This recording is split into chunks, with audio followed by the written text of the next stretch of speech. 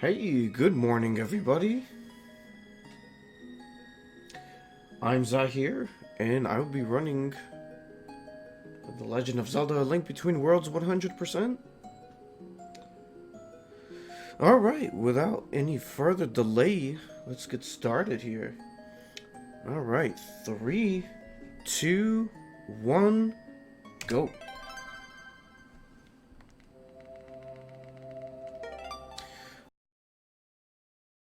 Full cutscene skip by mashing start and just pressing the skip button under the touch screen on the bottom. All of the major cutscenes can just be skipped like that, which is pretty convenient.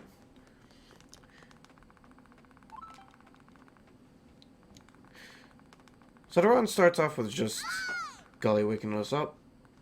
We get through a little bit of text, but the moment we head outside, he's gonna talk about saving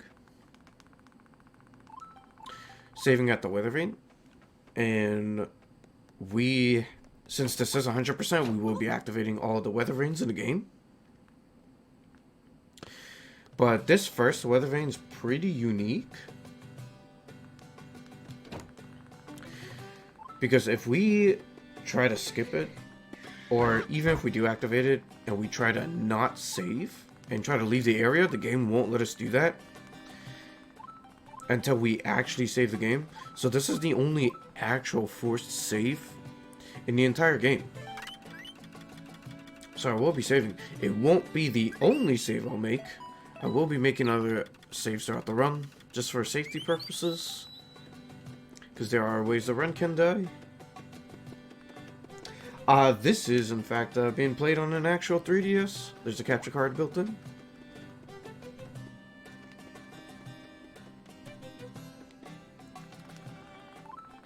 Alright, so I'm just gonna head to the blacksmith like normal.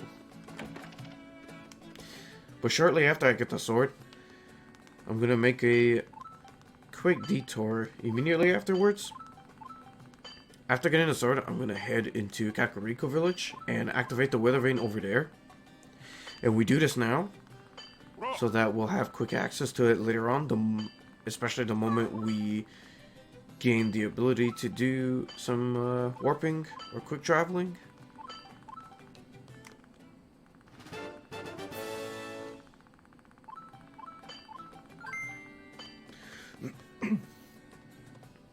Alright, and once we activate the weather vane over in Kakariko Village, we are gonna head straight to Death Mountain. And there's a few reasons why we do that.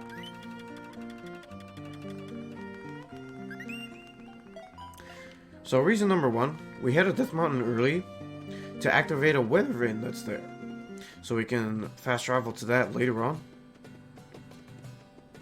But we also want to activate a very specific cutscene that we'll see pretty soon. But first off, I'm going to need to lure this bird to a certain spot. Oops. That's fine. Let's just re-lure him back here.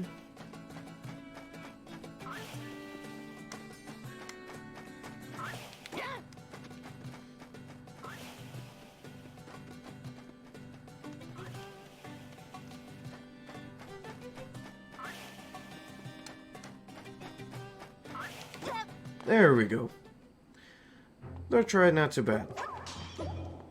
So I did a damage boost by jumping off the ledge whenever the bird was close enough to get past those rocks. That's what we call the power glove skip. And now I have to get through Moldorm Cave here without dying, because I can't use my sword. And I have to try to hit some of the Moldorms with the pots, and their movement's pretty sporadic. So the cave is pretty luck-based. It's also ideal for me to leave that cave with 10 rupees, which I did. I got very lucky with 2 blue ones. Now that cutscene you saw just now, where it zoomed in on the volcanoes erupting. Now I wanted to see that cutscene because it's going to activate Ravio's shop way earlier than usual, which is really good because I want to be able to get the items I need right away. And since I have 10 rupees, which is the amount that I do want and already have, which is good. So I was able to Death Warp as soon as I activated the Weather Vane.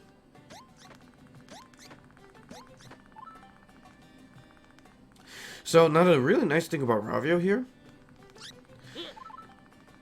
is that I'm going to try to rent 2 items, even though I only have 10 rupees. But when you try to rent an item from Ravio for the first time, he will let you rent it for free. So that is pretty nice of him, pretty generous. So I'm going to go ahead and do that right now with the Tornado Rod. So normally it's 50 rupees to rent, but since I don't currently have 50 rupees, he just lets me have it. And then I use the 10 rupees that I got to rent the bow. The bow is normally 50 to rent, but it's on sale for 10 rupees, and it stays that way until after beating Eastern Palace. So the route is kind of back to normal for a little bit. Just talked to this guard before triggering the events over at Sanctuary.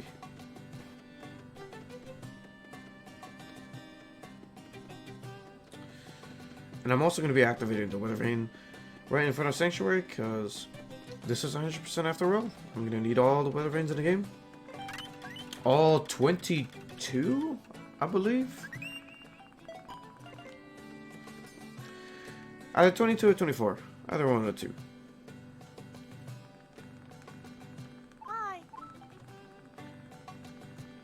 So the nice thing about Sanctuary is that there are 2 guaranteed red rupees that I can get and 2 guaranteed blue rupees that I can get, which adds up to 50 rupees, which is especially helpful because I will be renting the bombs as soon as I'm through the Sanctuary.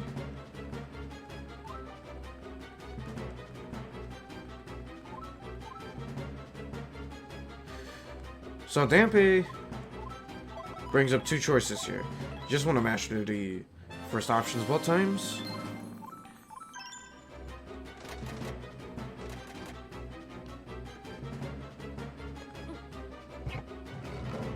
So the way the rental system works in this game is that you can keep these items for as long as you want if you're renting them. And renting them is super cheap compared to buying and owning them. But if you die, you lose them. So that Death Warp that I did at Death Mountain earlier, that is the only time I ever want to die in the game. Oh, okay. That's a pretty lucky blue rupee drop. Any other rupee drops are always welcome. Because since this is 100%, I will need as many rupees as I can possibly get. So I'm still going to be getting the guaranteed 2 blues and 2 red here. But I will pick up whatever other blue drops I can find. Or better, some of them might drop a red rupee too. Dampy the run killer? Yeah. Thankfully for us, it doesn't play nearly as much of a role as certain other speed games.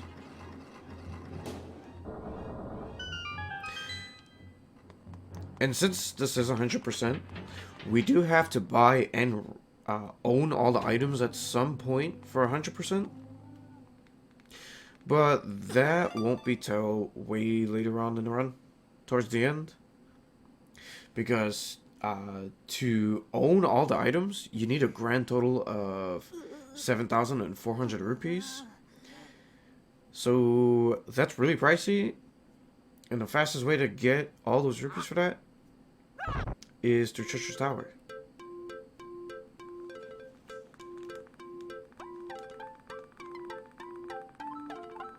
So a side effect of Ravio store early is these double Ravios here. Now the reason why this happens is that Ravio shop is normally supposed to unload the first Ravio, which is this Ravio that we're meeting right now. But since we already activated Ravio shop, the first Ravio will never be unloaded. So we're kind of stuck with these two for the entire game. And notice how one of the Ravios is standing right in front of the bow. I do have a strat for how to reach that bow whenever I'm going to need to do that. So it won't be too bad when it gets to that point.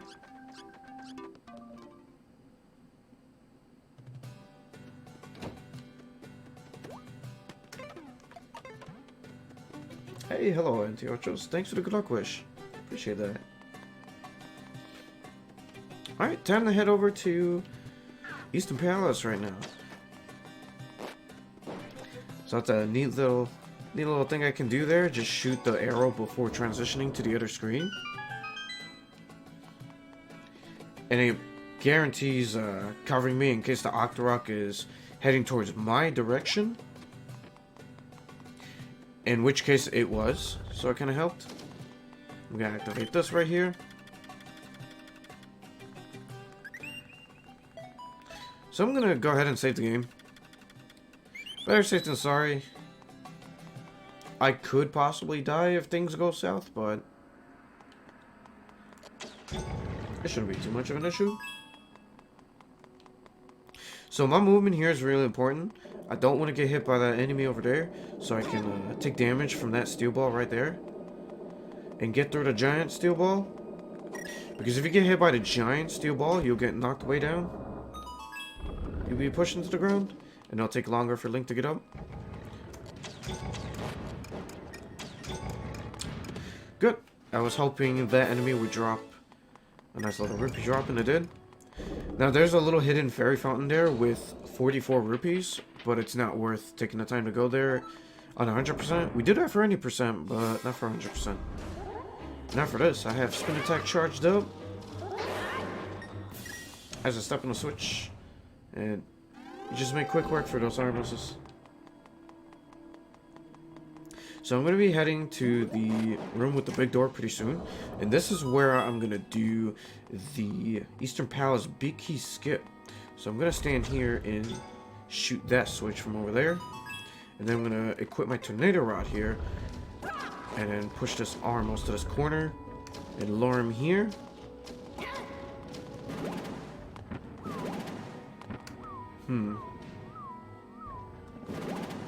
Okay, good. That works. That's fine. That happens sometimes. So, in order to get that to work, I had to take an intentional hit from the Armos Knight, so that he would be able to be in the same position as me. And then when he came towards me after me taking the intentional hit, at the apex of that Armos jump, I'm supposed to use the Tornado Rod, so that we'll both be in the air. And by the time my invincibility frames went away, I would be pushed out of bounds.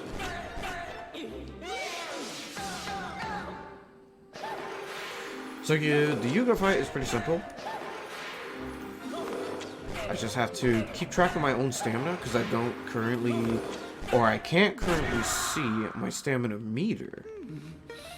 So towards the end, I'm a little low on stamina, so I had to rely on some sword slashes towards the end.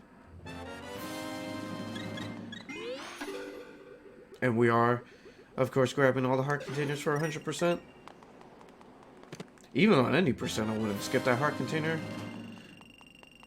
because of how risky it would be, but since it's 100%, I have a better excuse to get it anyway. So, I'm going to take a little bit of, even though I'm taking a little bit of time to go out of my way to get some silver rupees and other rupees as well, it is part of the rupee route. Because shortly after leaving Eastern Palace, I do want to get the smooth gem. And that smooth gem costs about 200 rupees. And you need to get have the smooth gem to get the Zora flippers. So it is required. Oh, so earlier, when I was trying to enter Eastern Palace, there's normally a cutscene where you meet Osvala for the first time, who's one of the sages. He was the dude with the sand rod. So, there's normally a cutscene when you're trying to enter it, but since we haven't done any of the events at Hyrule Castle first, we just skipped that cutscene entirely. So that's pretty useful for us.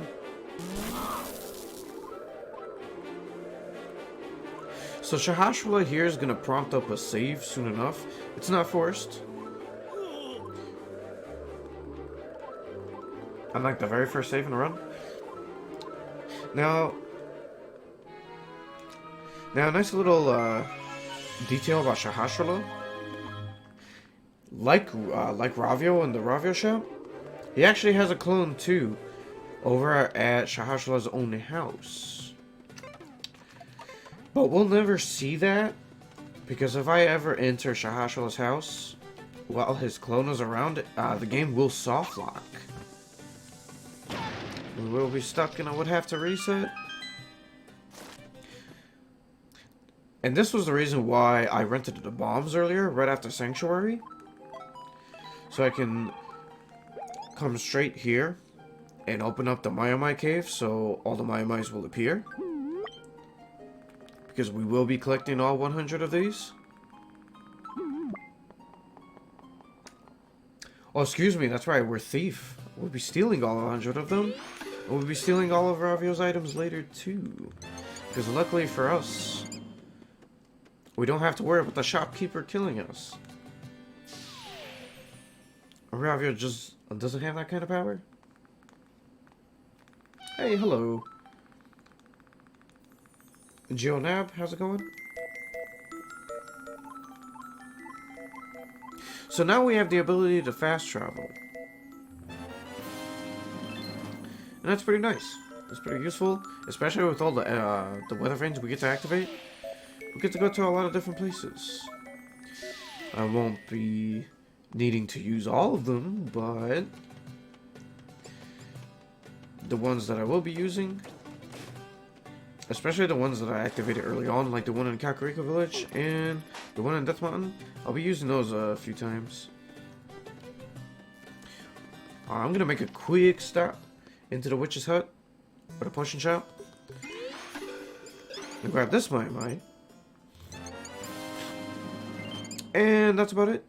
Because I'm pretty sure that witch has powers, and it would not be a good idea to steal any of her potions. We're not gonna mess around with that, so we're just gonna move on.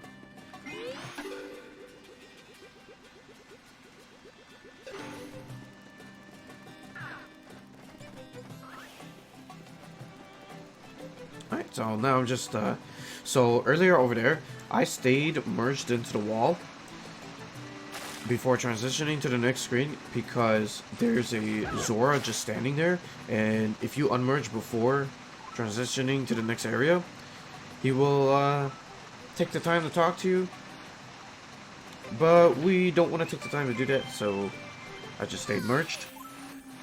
And the point of coming here and showing that little mini cutscene with the shady guy was so that not only the smooth gem would be available, but we'd be able to get the Pegasus boots as well. Which is easily the fastest item in the game.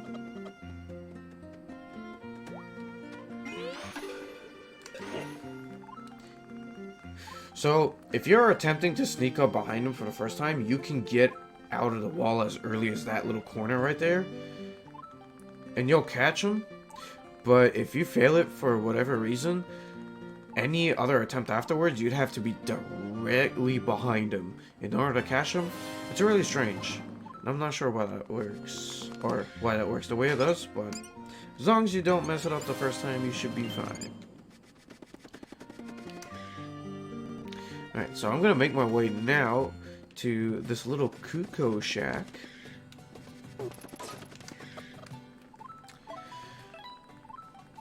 I'm going to do this minigame. Now, in a casual playthrough, this minigame is easy peasy. You can take all the time you need and just enjoy the minigame. But it can be pretty terrifying in a speedrun. Because I am on set rupees. So, I would really... Wait, what? Oh. I thought that was just a golden flying chicken there. I didn't even think there was one of those other chickens there. Okay, that's okay. That's okay. Because I did at least have the spare rupees to retry, so it wasn't too bad.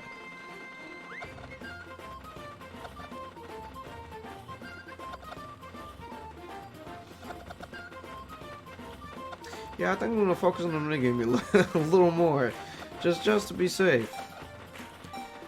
Even though this is the beginner level.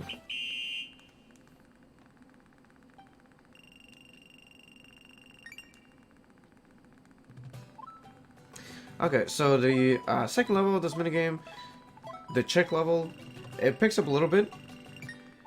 They add in the giant chickens, and the giant chickens can be, you know, they can be really trolly.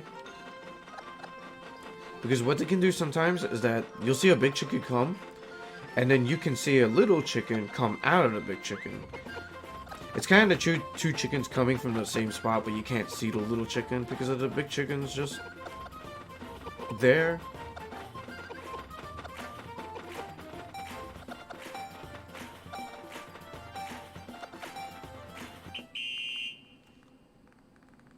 Alright. But it wasn't too bad, not too overwhelming, but now the third level now, the rooster level, this is where things can get a little problematic. Because they all start moving a bit faster and more in numbers. Like, kind of like this. Kind of like this. What is this? What? Oh my goodness.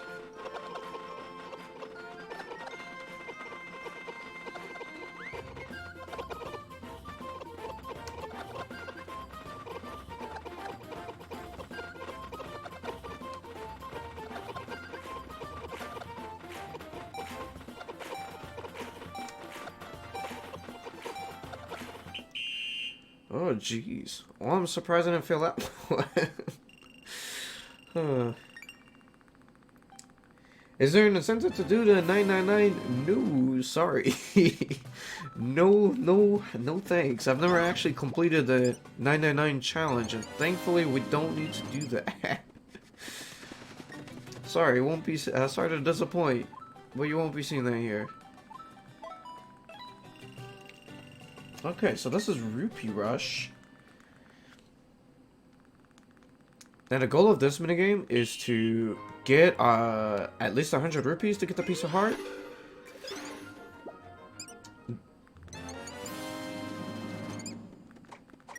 But you gotta do it before the 30-second timer runs out. And I got sorry, one minute, I gotta focus a little.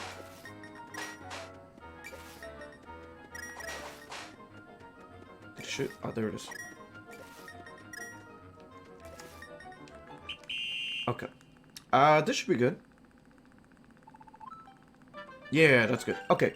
So I wanted to stop the timer at less than 1 second left, so that I can get a 3 times multiplier for the bonus to help get me over 100 rupees. But that almost got me to 200. I got super lucky because the shiny rock dropped me a red rupee, which doesn't normally do that, and it dropped a blue rupee as well, which is incredibly lucky. So I ended up with 64, where a 2 times multiplier would have even worked. If you stop the timer in less than 3 seconds, it would have been a ×2 multiplier, but I always want to shoot for the less than 1 second for the 3 times multiplier, because more often than not, I get between 30 to 40 rupees. So generally, you want to have a minimum of 34 rupees and get the ×3 multiplier, so you'll end up at 100, over 100.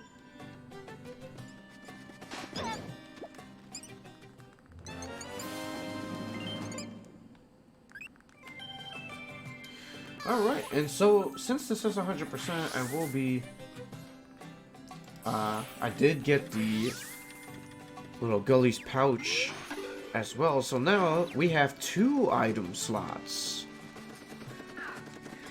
And that's very convenient for us. We never get that item pouch in any other category. It's kind of nice to use the X button once in a while for this game.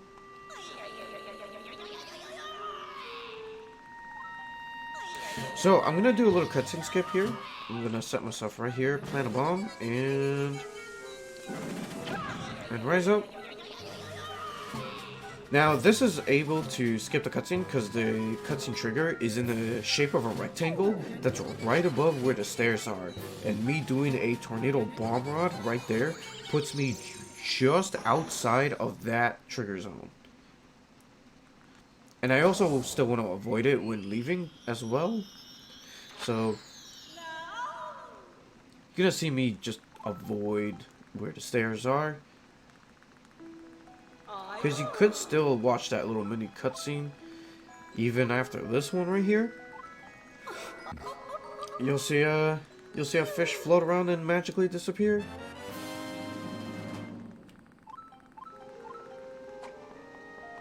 So, yep, I'm just gonna do that. It takes 20 seconds, by the way, so it's pretty nice. It's also it's one of the other reasons why I rented the bombs right after Sanctuary. So just gonna collect a few things here, and then I'm gonna warp back to Link's house. There are more items I do want to rent at the moment.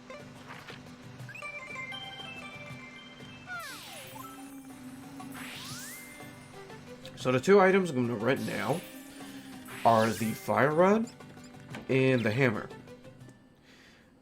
So I'm getting the hammer now because it is needed for Tower of Hero, and I want to go straight there shortly after House of Gales, and it's on sale for 20 rupees to rent right now. So now is the best time to get that. And I get fire rod now because it's just super close to the hammer, and I'm gonna need it for later anyway. I won't be using it this early, but it's just right there, so I figured why not?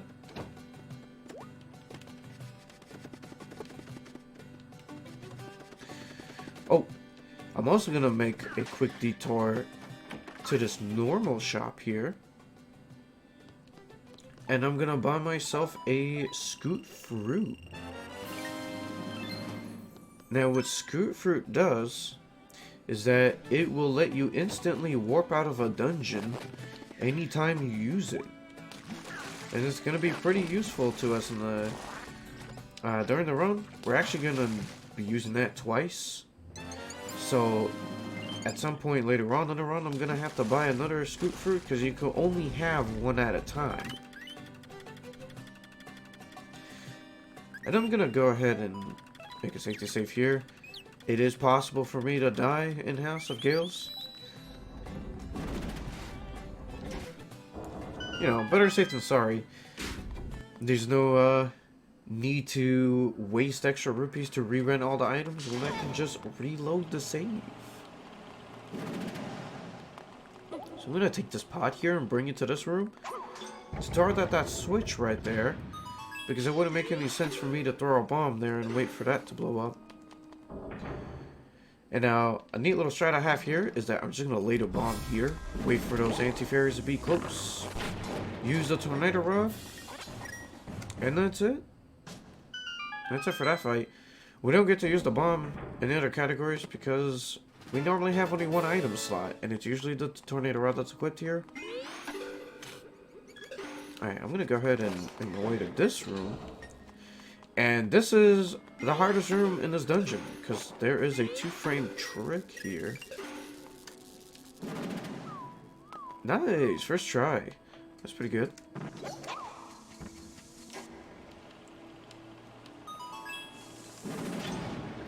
Yeah, that saves 10 seconds over doing that normally. Only if you get it first try though. But second try is the same as doing it normally. And I timed using a tornado rod there to take damage, but still being airborne just enough to just be past spike rollers. Because they normally just push you back. But I was able to take damage and cancel the rest of the the tornado rod animation. So it works out pretty nicely. Alright, let's see if I can go through. I'm gonna get through the fire and flames, but that's okay. No big deal. So I used the tornado rod there to lure the keys here, so I can use another tornado rod right into the keys to boost myself to the next floor, effectively skipping the remainder of that dungeon pretty much, especially since I used that small key I got earlier to open that door instead. And I did a Pegasus dash slide to go across those platformers. Those platforms. And it's way better than just using tornado rod to land on the other. Oh, and this is Margot Mill, by the way. He's a fun boss. He can't do any actual physical damage. He can just push you off the edges and stuff. And the strat I go for is laying a bomb down at a certain time and hitting one of the layers with a spin attack. Because the layers have 5 health each, and the bombs do 3 damage, and the spin attack does 2. The spin attack is basically just double damage of your current sword, and I have the beginner sword, so yep. Now thankfully, since this is 100% and I can just stay equipped to both the bombs and the tornado rod at the same time, I don't have to worry about stamina at all, unless I mess up for some reason. But I didn't, so that works out. Because in any percent, I would only be using bombs after the initial tornado rod. Because it would be slower to switch between the two items. Now it's actually possible to skip that heart container. You can just wait for the pendant to appear here.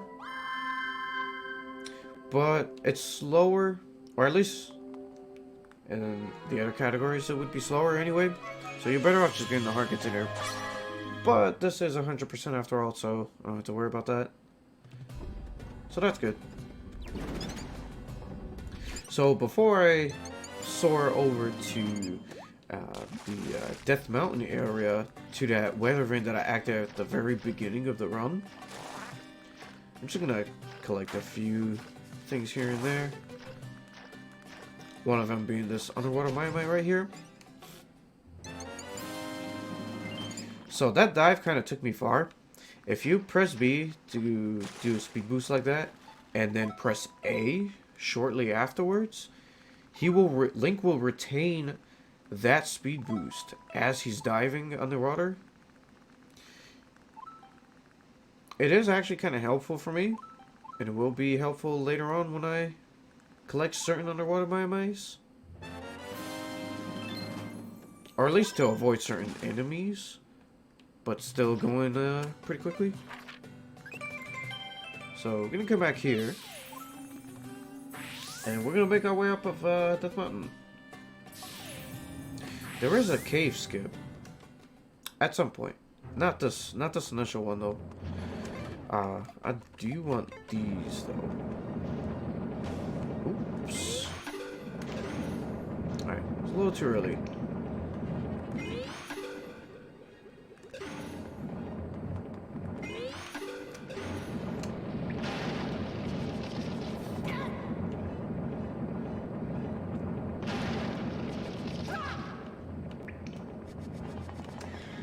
Ooh, okay.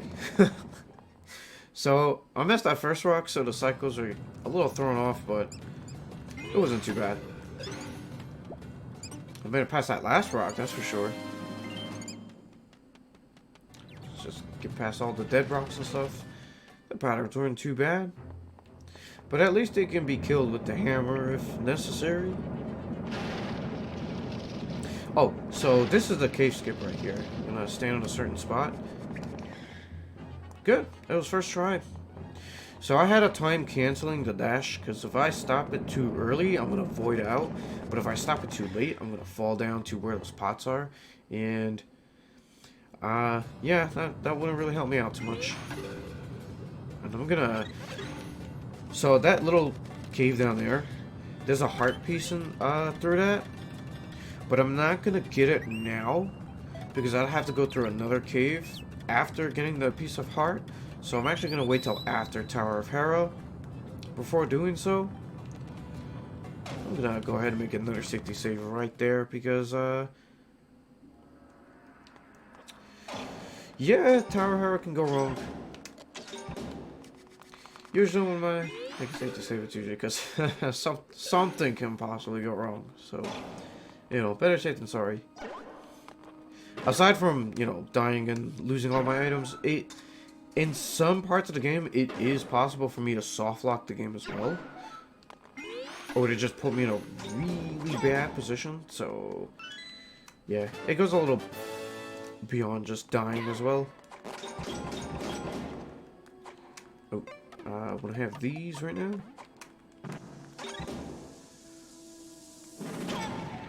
Okay, so this is the Tower of Hera Bomb Rod. This is also a 2-frame trick, like at House of Gales earlier. So the timing is pretty tight. Okay, good, good. Second try is not bad at all.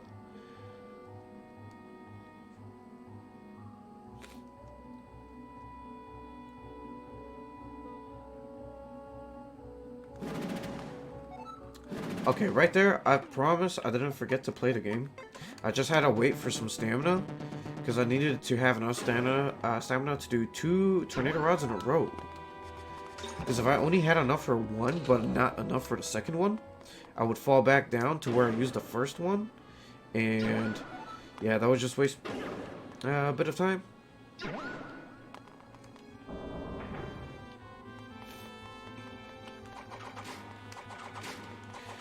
Yeah, so I just break these tiles like normal in this room. But I have a certain setup for these switches here. Shoot that arrow there. Shoot that there. Hit that switch. And shoot that last one.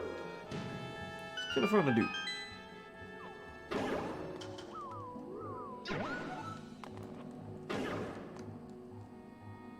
Oh, there'll be a lot of cheating throughout the run. Don't you worry. You're in for a good time? A good old cheating time?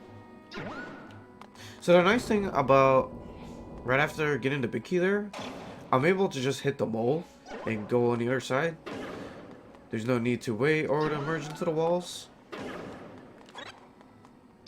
Oh, speaking of cheaters, oh look, we got Moldor from A Link to the Past. Oh, wait, what? That was weird. I'm surprised that arrow did not hit.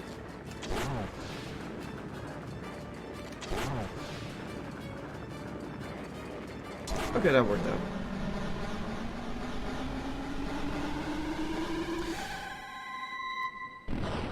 So, unlike it's a Link to the Past counterpart, even if you fall down to the previous floor, the Moldorm will not get healed to full health. So, and you can kind of manipulate where it moves. So it's not too bad in this game. So at 80%, it can actually be faster to skip that heart container, but only if you kill Moldorm towards the top half of the arena, so you can fall down to hit the mole. And you'll be at the top area where the pendant will be anyway. Because if you fall down to the previous floor and come back up, the pendant would already be there. But this is 100%, so can't be skipping things like that.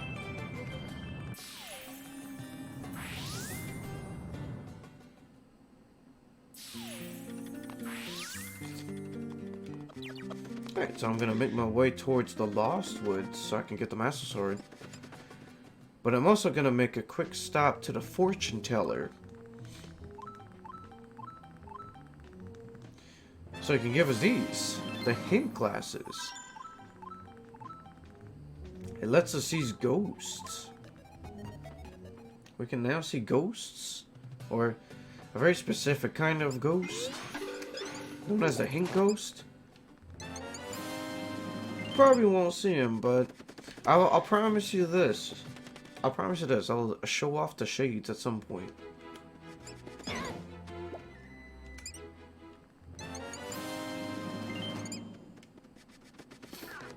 So it's just a little bit of cleaning up to do in this forest before entering the main part where the Master Sword is.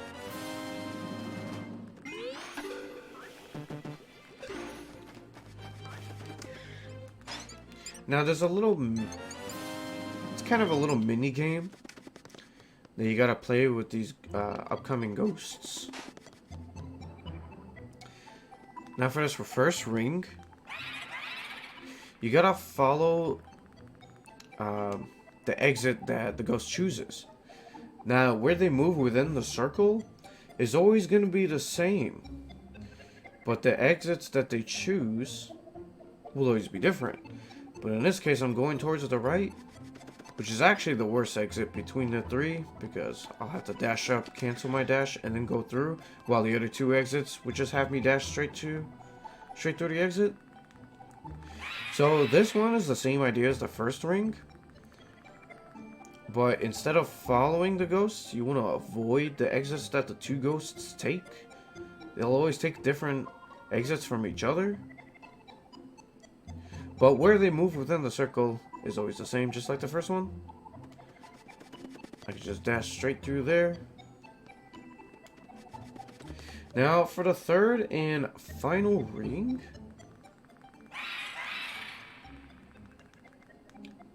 This one is set no matter what. All you have to do is just take the south exit and you should be fine. There's no need to memorize it.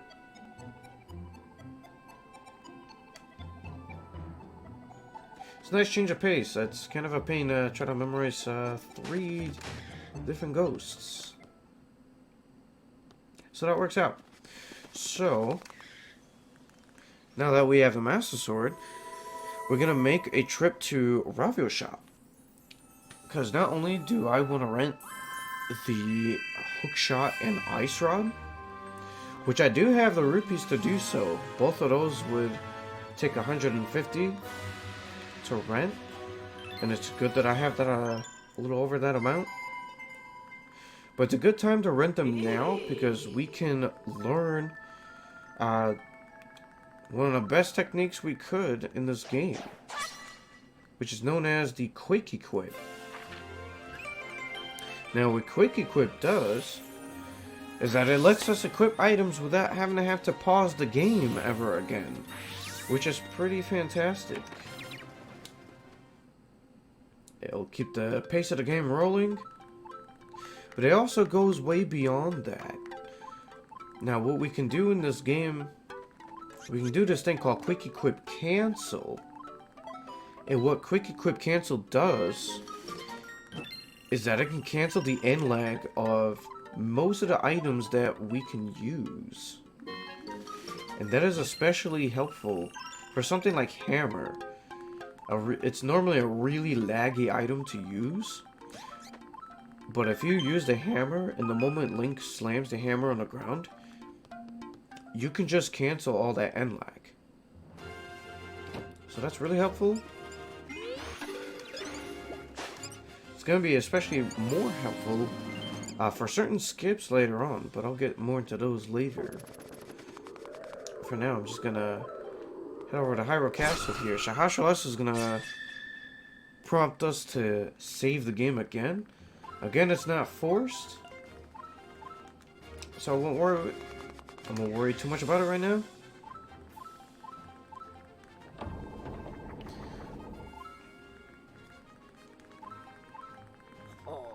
So, since we didn't go through the proper events at the very beginning of the game, like we normally would in a normal playthrough, yeah, all these Hyrule guards are still around. So we do have to deal with some of this stuff. Sadly, they can't be completely skipped. They can't all be skipped. But the cutscene where you meet Zelda for the first time is a little off. It's not normal. So it does save a bit of time because of that. So it's pretty good. I'm going to equip the ice rod now. I'm going to need that. And we don't actually need to look at all 5 of those portraits right there. Luckily for us, we can just wait here until Impa calls us in. And that's super convenient for us.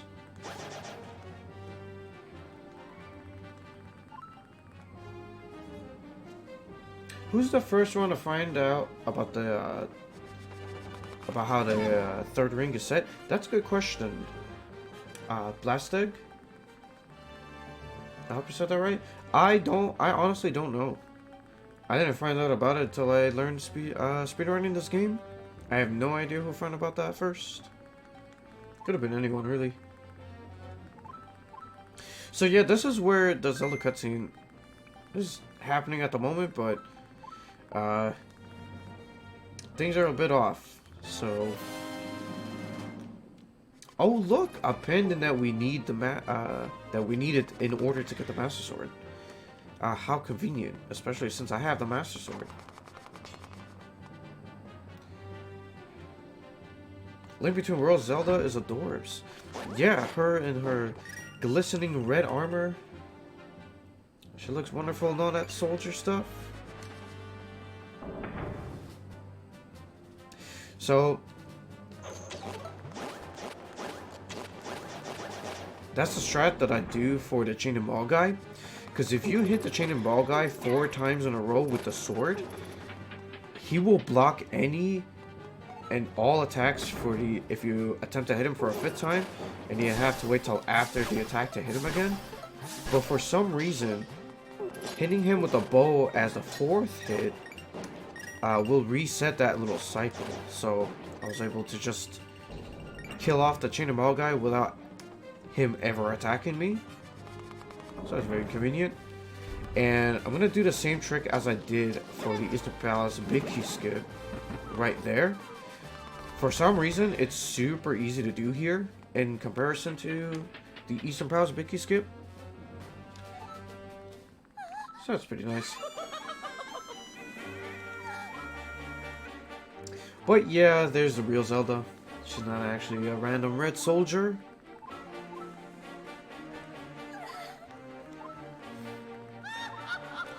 And Yuga's about to send her to the Shadow Realm. She's just about done. Yeah, she's pretty much gonna be that way for the entire game. So enjoy that side of the Zelda portrait while you can. You don't see her much.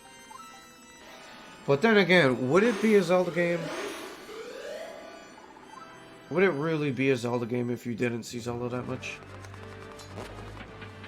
Yeah, at least you see her more, slightly more in this game than you do in Majora's Mask. So I'm just making my way through the rest of the castle. Dashing diagonally like that is faster because I don't have to worry about stopping the dash. Go straight into the door. It's possible for him to bonk against the railings somehow. It's very position based. But thankfully I didn't bonk at all, so that's good. Now this is Yuga fight number 2. So it's not as simple as Yuga fight number 1. I can't just spam arrows and hope it works out. This fight is a bit more luck based. Because what could happen is that, so there's the real Yuga, and then there's 2 fake Yugas that he spawns as well. And you can tell which one's the real Yuga by the glowing of his staff. And then things like that can happen, where he can just go throughout the entire room, and there's nothing it can do. But then, it kind of made up for that. Because as long as you see the real one stop within the wall, it's guaranteed to be him. But if he crosses paths with another Yuga like that, it's impossible to tell which is which until after they come out of the wall. And I'm doing 2 spin attacks right there, because that's actually a quick kill on Yuga, and it skips the final cycle. You finish that one in that second half of the fight in 2 seconds instead of 3. So yeah, that at the very beginning of the fight, you saw how he went all the way around the room. That's part of how you can get unlucky.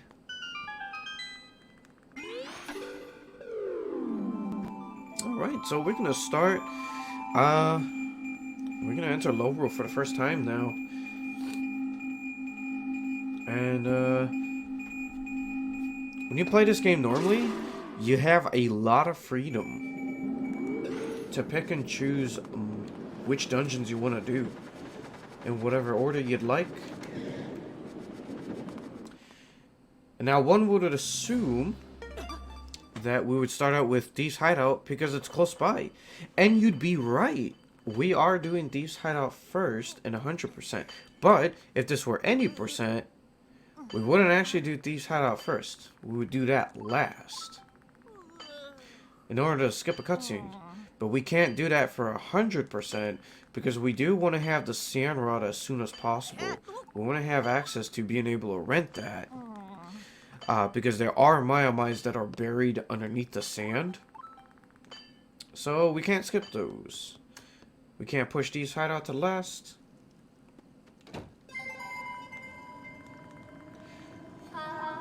I'm gonna make a save on that weather vane. I could actually possibly die inside these hideout. The mini boss of that dungeon, the red Igors, they are very strong, and there's 5 of them. They do 2 hearts per hit, and it's very easy to get hit from them. So I'm gonna do that just to be safe. Get this Maya right now. So here we're passing the House of Evil. But we won't worry about that till after Thieves Hideout.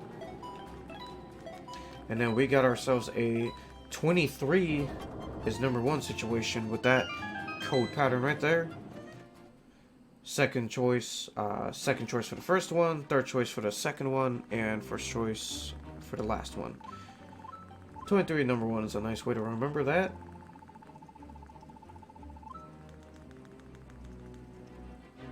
Why will we need to run it if we found it first? The sand rod?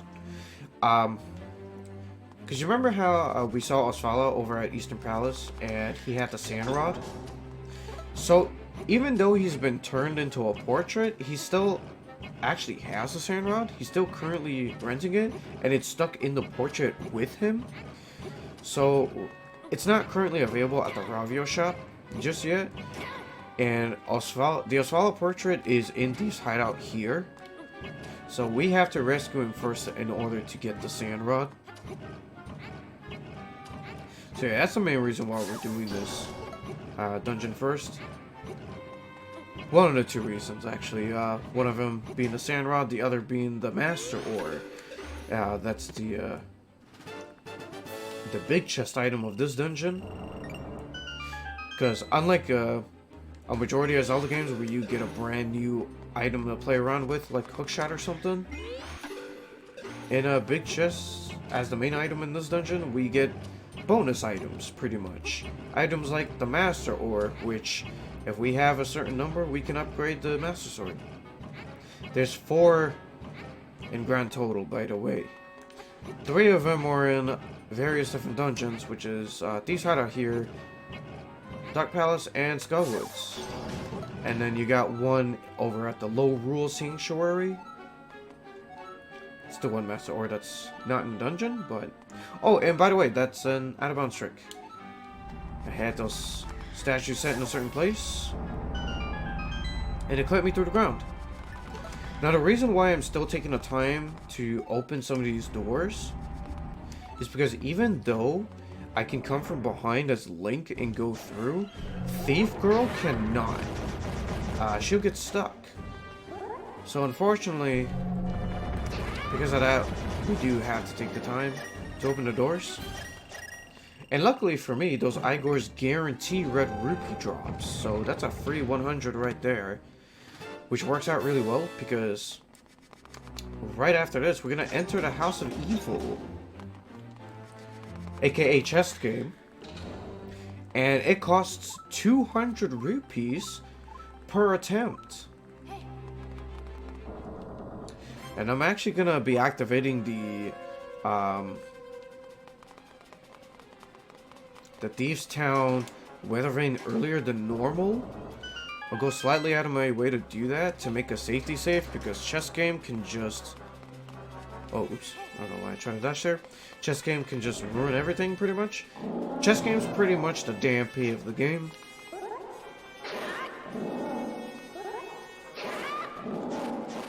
Just get rid of those guys. I think it's the first time I've ever killed those two blue Zazaks with one slash, but that's whatever. That's interesting.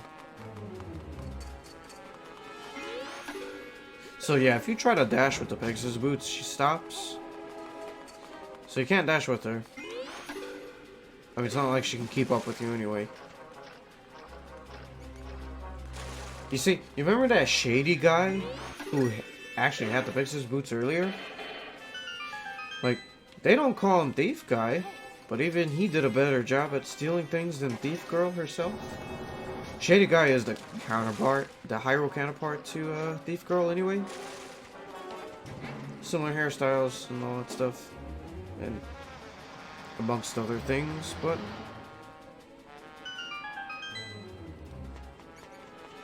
it's just the fun things that add up. Yeah, so every single NPC has a Lorule counterpart, pretty much. Even Zelda, you know, in the form of Princess Hilda.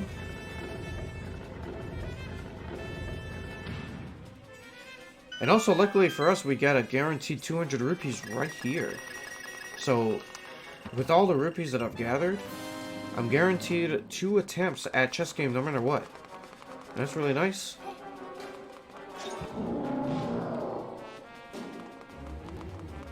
Yeah, those blue Zazak spawn if you're standing on top of those that little red part.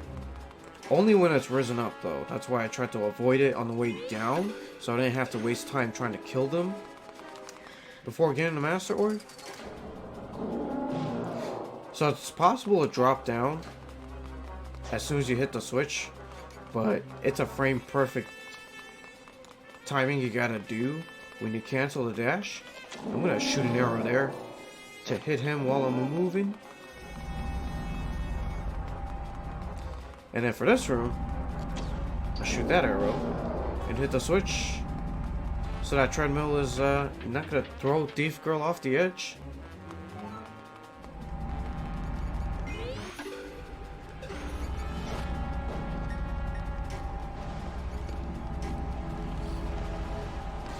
Yeah, one would hope.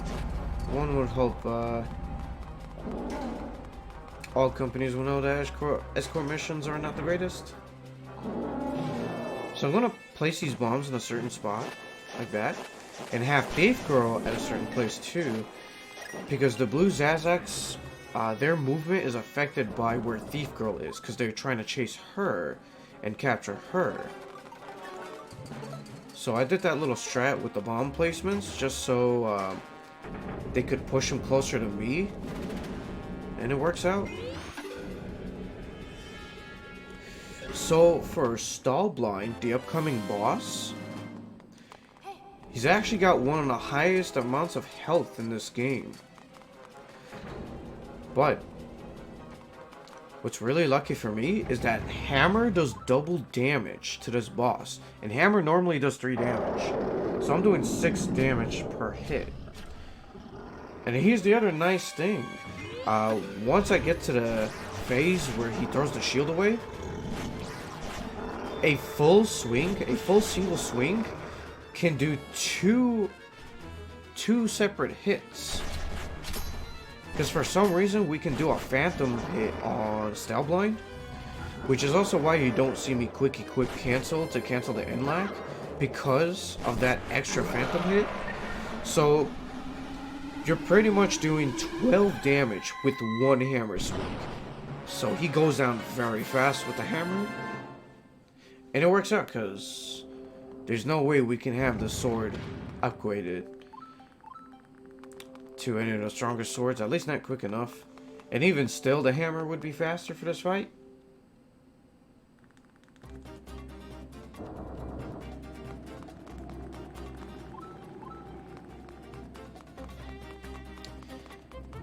Alright, so there's actually a little separate shack where Osvala is being held.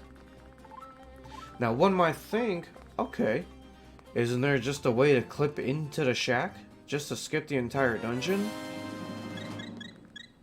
One would hope so, but unfortunately there's no existing loading zone as long as the door is locked. So you can't just go out of bounds and get in there. I mean, it's possible, but there's just no loading zone, so you can't skip it.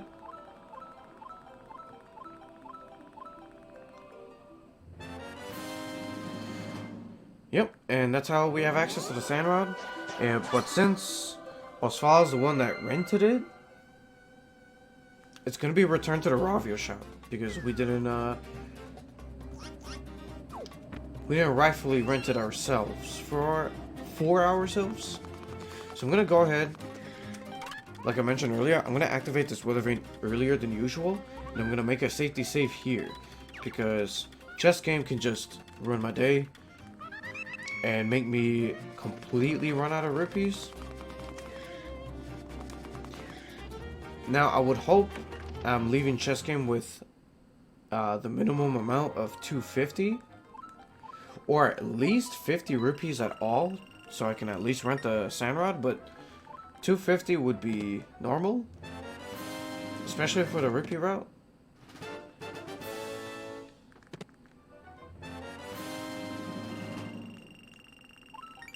Well, got a gold, so that's good. Any extra rupees I can get is only a bonus. It can actually help me skip some other rupees later on.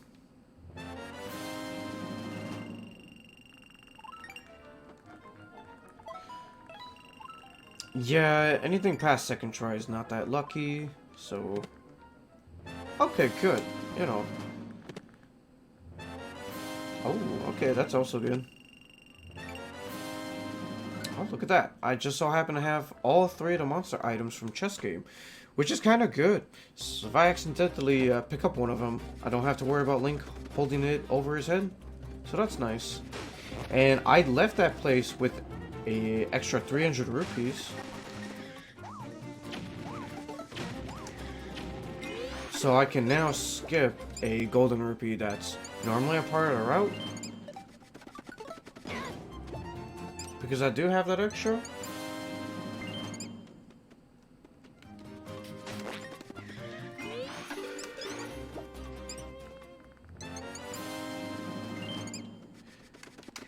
Is there any pattern, or is it 100% random?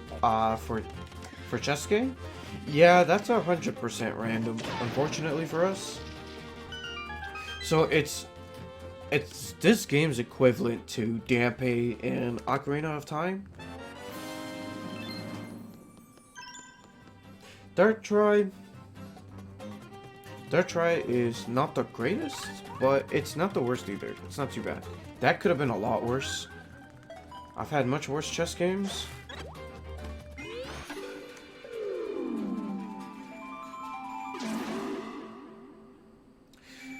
So yeah, I'm gonna go ahead and rent the sand rod right now because our next dungeon is in fact Desert Palace.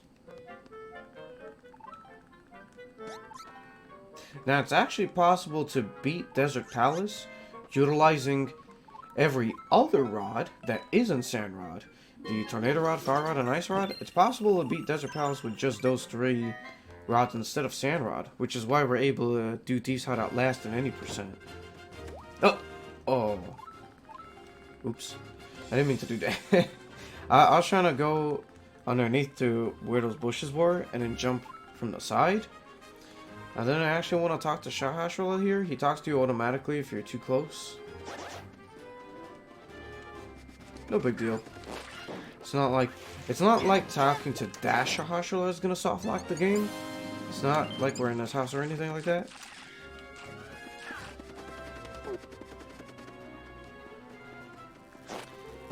How did the Mai-Mais get into low roll? Time travel. No, I don't actually know. They got lost or something? I don't know.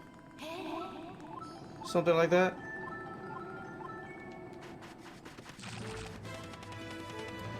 Alright, so I'm gonna equip what I need right now. Fire right here, and Ice Rod there.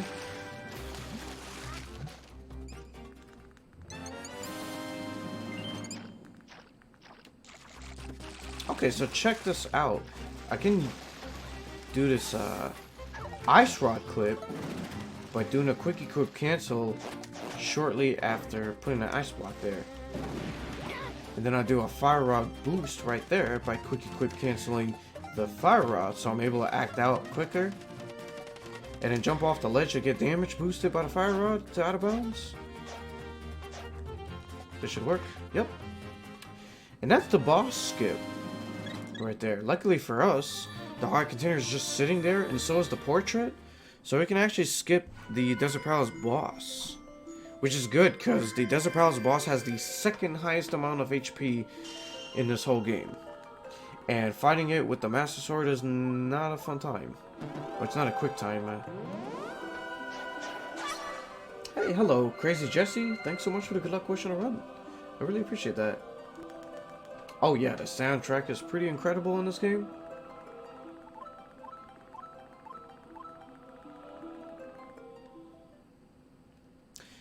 Alright, so don't want to forget to activate this weather vane right now.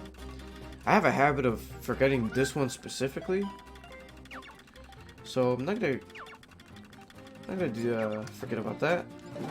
I'm gonna fire rod boost up here, and then this is a very, very tight trick. So the positioning for this is really tight. I'm basically trying to get in a position so I'm able to dash on over like that, and second try is pretty decent, so I'll take it.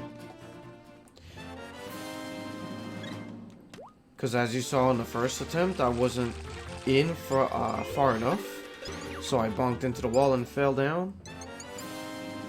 And any further I'd fall. If I try to push myself any further in, I would just fall down anyway.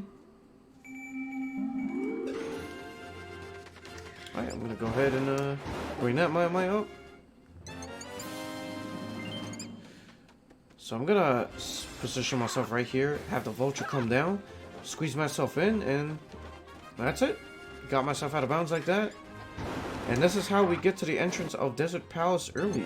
Because even though we beat Desert Palace not too long ago, we still have to enter inside to get the Titan's Mitt. Because we do need that for the 100% definition, and, well, for some Mai-Mais as well. There are some Mai-Mais in this game that are hidden underneath the giant rocks that require, excuse me, Titan's Mitt to pick up. Now the nice thing is that most upgrades in this game are not progressive items, or not progressive upgrades. You know how we skipped power gloves earlier? Yeah, we don't need to get that in order to get Titan's Mitt. Oops, kind of messed us strat, unfortunately, but no big deal.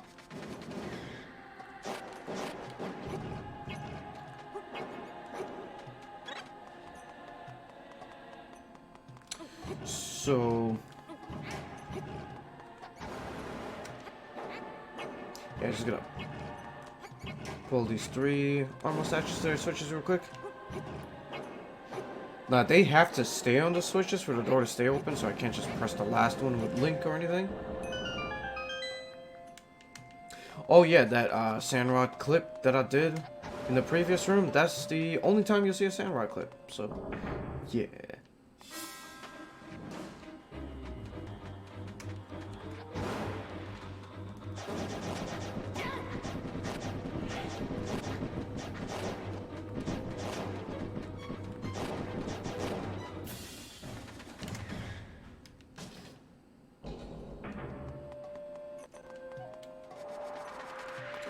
So you remember that scoop fruit I got earlier? Yeah, it's gonna be used the second I get the Titan's Mitt. Oh, so as I was mentioning earlier about the progressive upgrades, so we're able to skip the power gloves, and we don't need to worry about getting it in order to get Titan's Mitt. Once we get Titan's Mitt, we go straight to Titan's Mitt. And there's actually no way to get power gloves now because of the skips we did earlier in the game. It's impossible to go back and get power gloves. But there are items in there are upgrades in this game that are progressive upgrade system, and that is the armor upgrades. For example, we can't just get the armor upgrade at the final dungeon and just jump straight to red mail. If we do that, we'd end up with blue mail. So we do have to get both the armor upgrades in the game in order to get the red mail. Alright, so I got the Titan's Mint and we're out of here. Just scoot on out with the scoop fruit. Now I'm gonna make my way back to Link's house. There's gonna be a bunch of cleaning up to do. We got a lot of mice to collect and some pieces of hearts as well. But the next dungeon that will be coming up will be Dark Palace. Because Dark Palace has a Master Ore, and we do want that as soon as possible. So the sooner we upgrade our sword, the better. Because even though we're able to skip the Desert Palace boss, we can't skip them all. We especially can't skip as many bosses as we could skip in any percent. So a stronger sword is going to be very necessary. Hey, I'm very glad to hear that, Anti-Orchos. Thank you.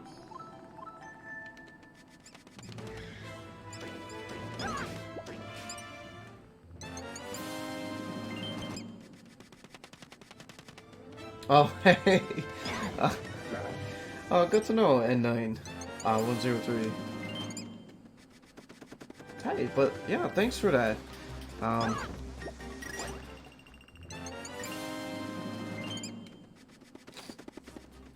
Oh, we got the Dark Maze skip coming up very soon. And I actually probably should have made a safety save, but you know, here goes nothing.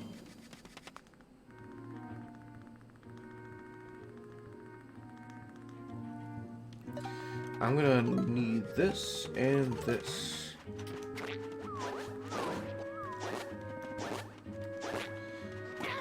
Push him into this corner.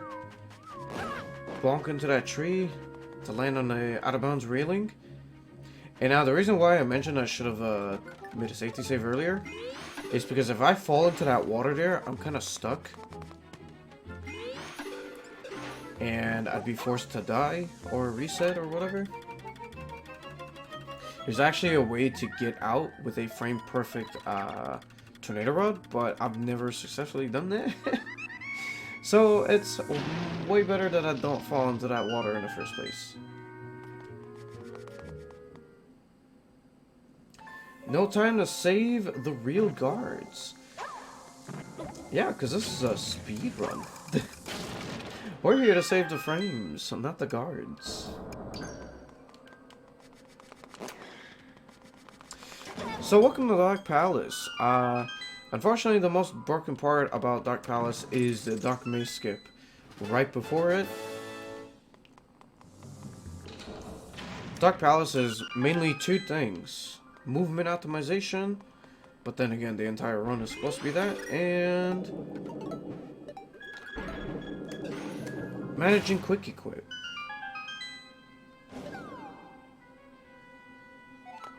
Just don't fall. Yeah, great idea. Even though I just fell to get that key.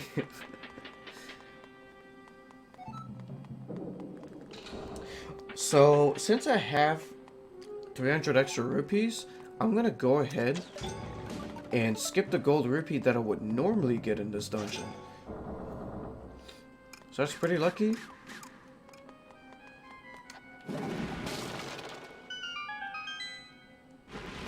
So, to get the Master Ore, you want something to hit that switch to get inside like that.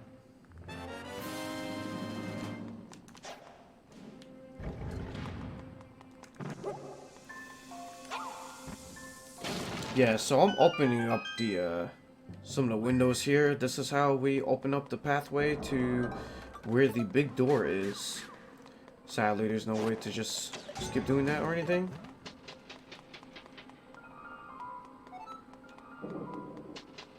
Just don't fall when I don't want to. Great idea. Crazy Jesse. Oops. Wait.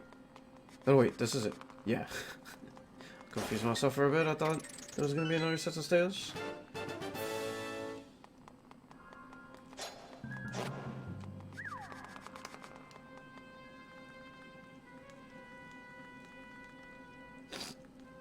So I'm going to go ahead and equip Ice Rod right now, so I can have an easy time hitting this switch up here.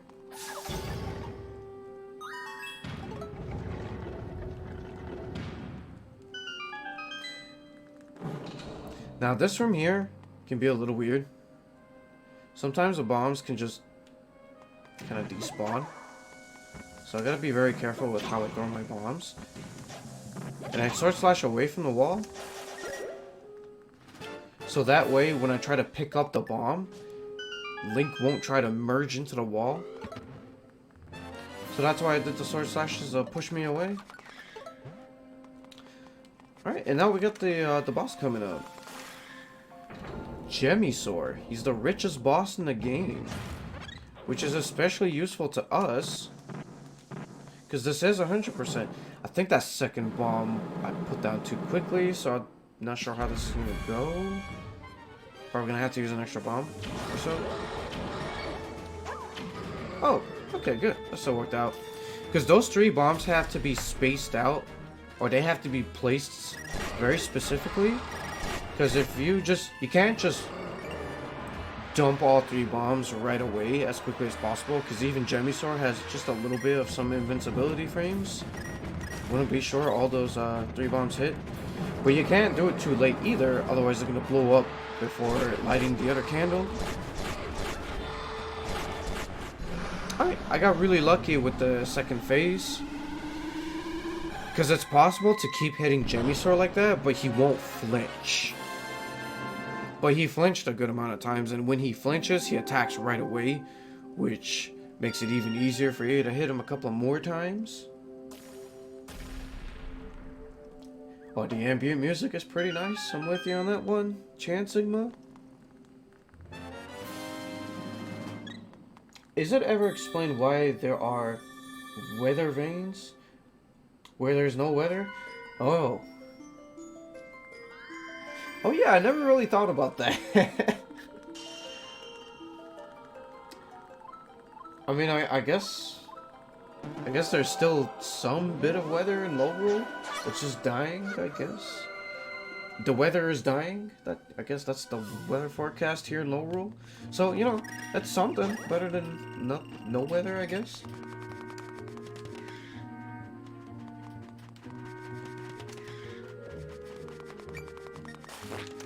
Oops, I didn't mean to hit the Mai. When you hit the Mai with a sword like that, it just kind of tucks itself into a shell a bit, so you can't just immediately push it off the wall until it comes back out, and you can tell when you can see its eyes again. So I'm gonna go and equip Fire Rod right now and do a Fire Rod boost here, so that I can make my way over here and do another Fire Rod boost to make myself over here to grab this Mai.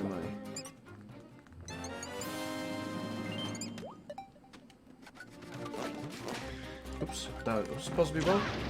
Weather in the dungeon? Yeah. Yeah, I opened up some windows. There's definitely some winds blowing in. There's a nice breeze going through.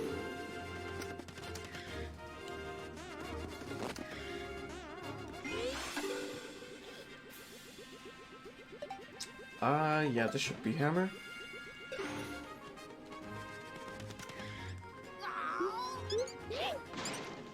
Yeah, so this is the part of the run where it's gonna be a lot of cleaning up.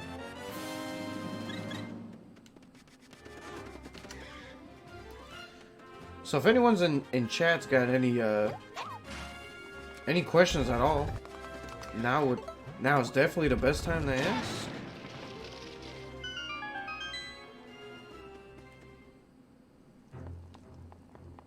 I mean, there's probably some tidbits here and there I can always explain. Oh, look, a monster horn. You see? You see, it's a good thing I got all 3 monster items in chest game. Because picking that up would have cost me a bit. But I never have to worry about that for this run.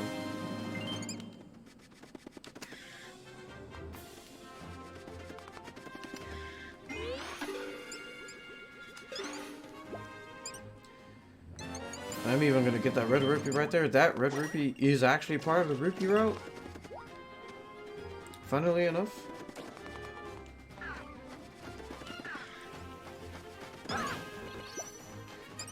Does everyone in this dog get to be a sage at this point? Yeah, pretty much. Pretty much. This is modern Hyrule after all.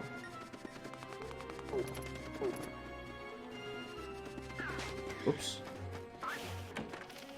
So this is the second and final time I do enter the shop. Because I do want the scoop fruit. I will be using it one more time in this run. Did I run any other Link to the Past games? I play a Link to the Past randomizer. But that's about it.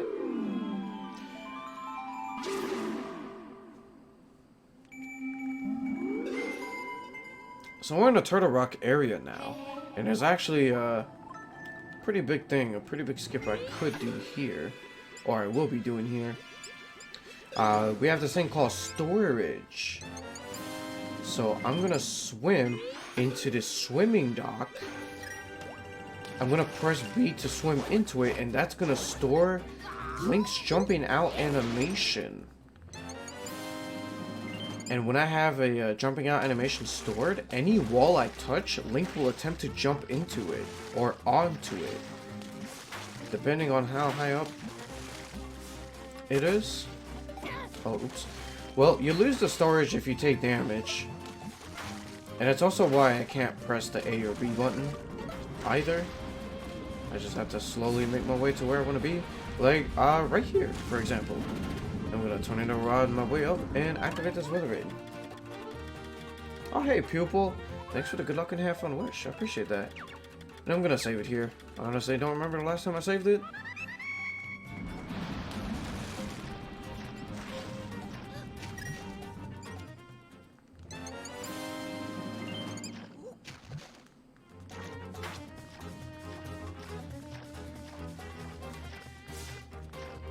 Truth is, the game plays me. Yeah. You're not wrong about that, Fez.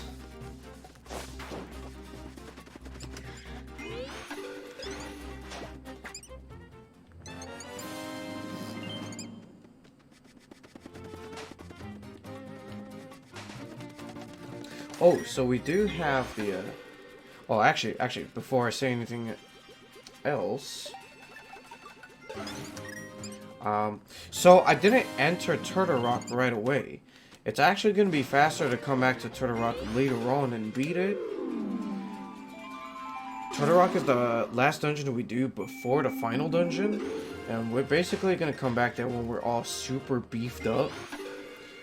So we can just totally destroy the boss that's in there.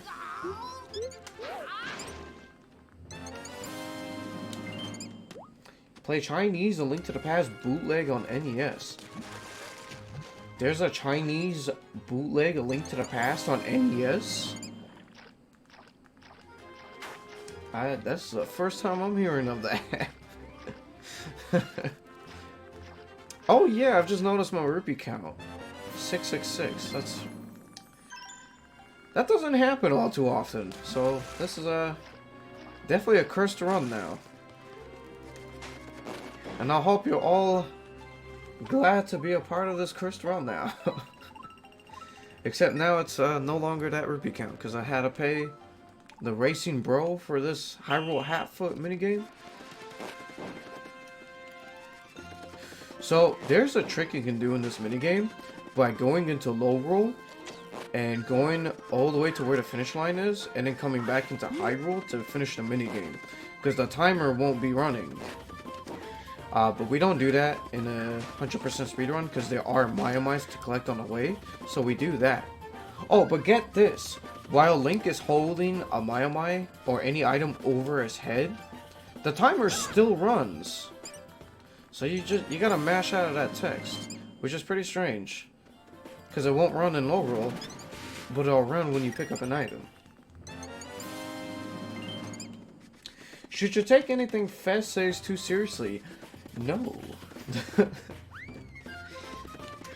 It's okay, but we love Fez though. We love Fez, but we shouldn't take anything Fez says too seriously.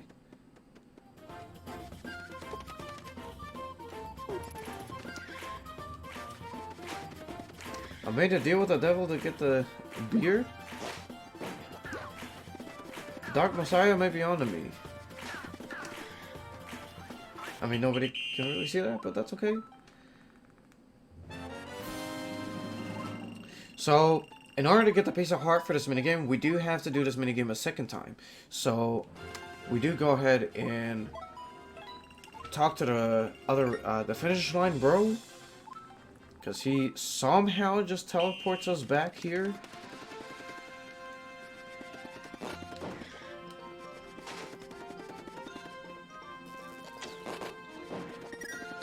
Yeah, so I shoot that, the electric pickle right there, just because it's actually a bit faster than just trying to dash, avoid them, and jump off the, that cliff where that bird is. It's actually faster than that. That's why I took, that's why I made sure a little earlier I was equipped to the bow. Hey, hello, Germanium. How you doing today?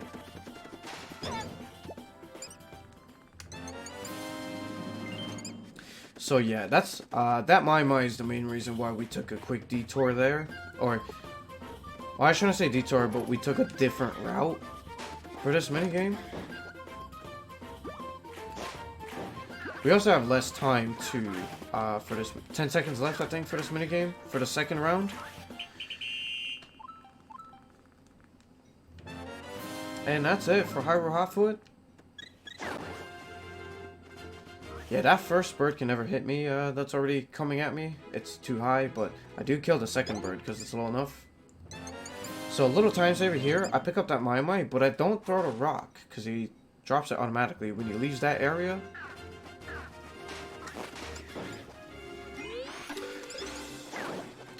So, who's the next dungeon that's coming up? Oh yeah, it's Ice Ruins. Ice Ruins is the next dungeon that's gonna be next. It's gonna be a little bit before we make it to Ice Ruins, though. Glad to hear you're doing great, Germanium. Yeah, things are going pretty solidly, by far. I can't complain. Chess game was third try, so that's pretty lucky. Or lucky enough. Especially for a marathon run.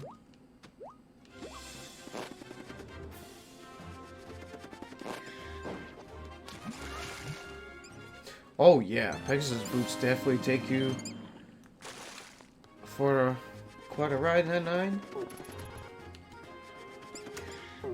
Oh, I'm sorry about the confusion, Kess. Yeah, I probably should have mentioned that. That's okay. You're here now, and that's what matters.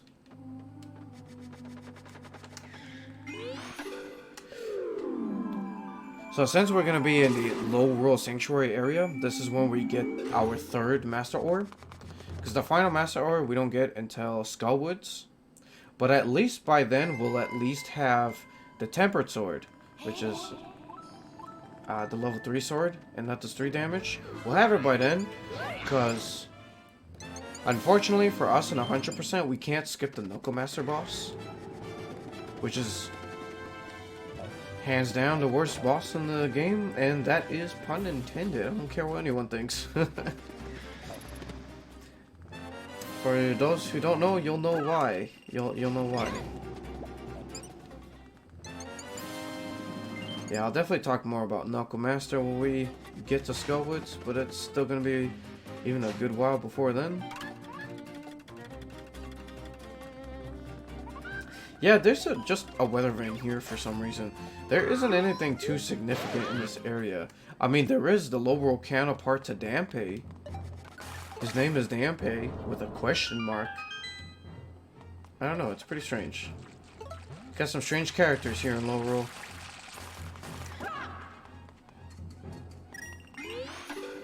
What do you get for collecting Mai-Mais? That's a great question. Brother Kyle? So, for every 10 Mai-Mais you collect, you can upgrade an item that you own, that you have bought and owned. And your reward for collecting all 100 of them is the Great Spin Attack upgrade. So, the rewards are pretty big with the Mai-Mais.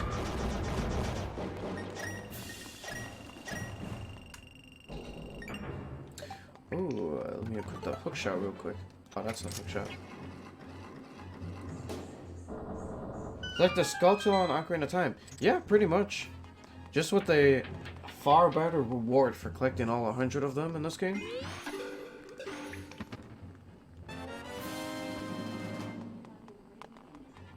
Yeah, RNG hater is not wrong. They are quite literally called nice items. Nice versions, so to speak. Strange thing to name them, because they named the lamp upgrade and the net upgrade Super Lamp and Super Net, but for all the upgraded items, they're just called Nice Bombs. It's like, hey, nice bombs you got there, kiddo. Wanna hang with the FBI for a bit? See what they think? See what they think of your nice bombs?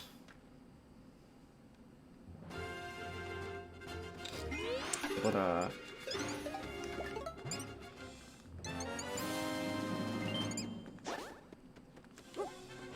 so yeah, I was done with the Lowell Sanctuary area, so I do have to return to the Hyrule Sanctuary right here, because there's actually a piece of heart in here, and there's no way, it's impossible to get that in your first trip, because you don't have the ability to merge into the walls.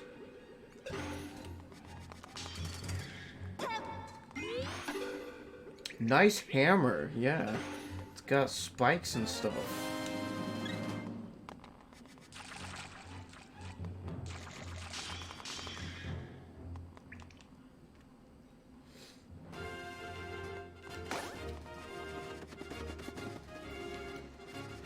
The rewards the Skulltulas gave you in Ocarina of Time, I think it's both wallet upgrades, some bomb chews, the Rumble Pack item, the Stone of Agony, I think that's what it was called.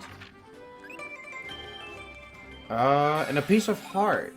Yeah, I think those were your 5 rewards for the Ocarina of Time Skulltula house, up to 50 skulls.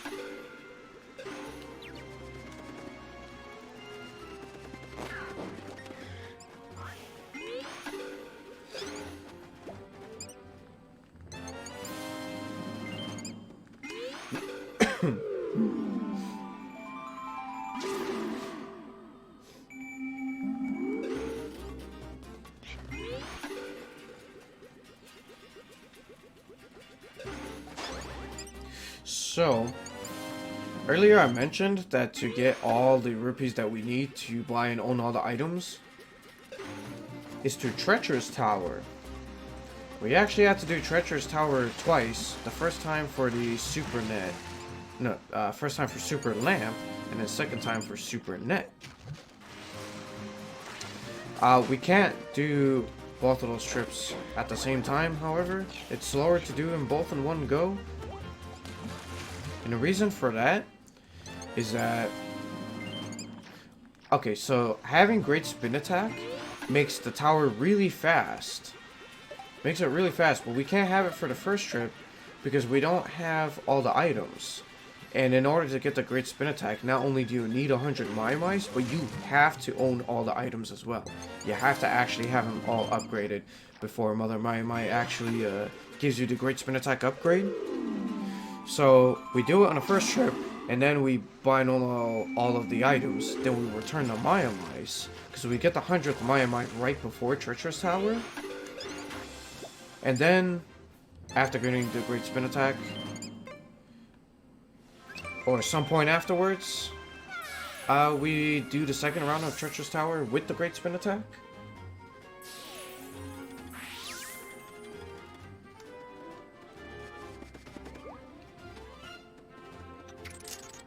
So I'm gonna use the hook shot a little bit, or for that to hook onto that tree. Saves a little bit Because the angle is a little too awkward for me to do the Pegasus boots. He's just gonna bonk into some tree somewhere.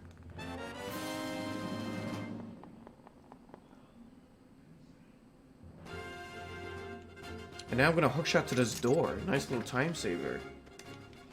And now we're gonna have our first Master Sword upgrade. Straight to the Tempered Sword. I mean, the game officially calls it Master Sword level 2. But I like Tempered Sword. That's a little more varied. It's a little more unique. Or we can just call it the Ketchup Sword because it's red. And, you know. Because the red liquid stuff that oozes out of enemies when you hit them with the sword is just ketchup. So, whatever works.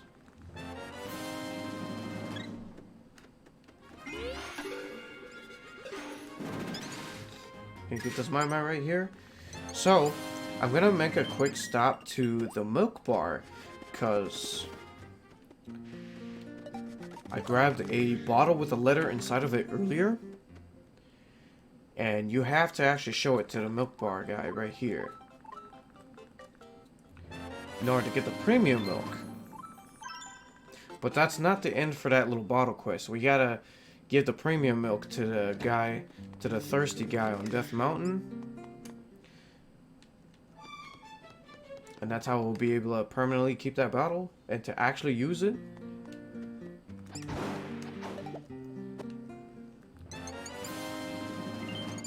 It even looks like the Tempered Sword. Exactly.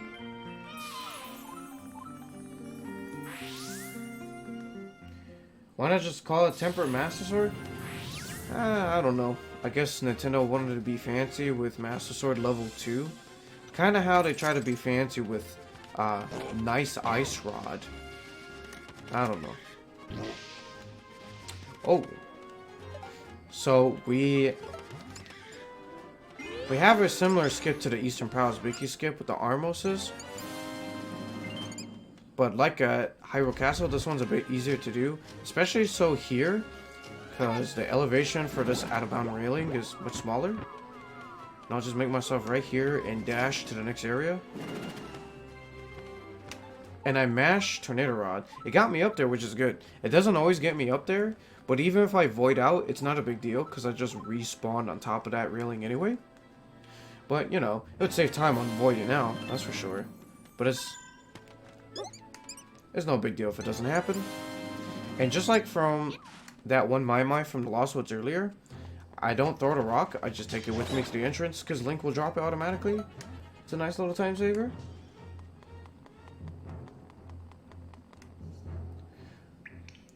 Was the milk not good enough for him? Oh, it was good enough.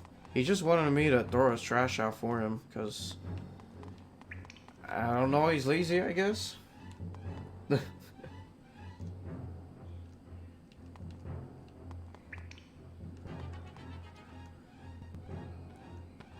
So yeah, we finally entered Rosa's ore mine.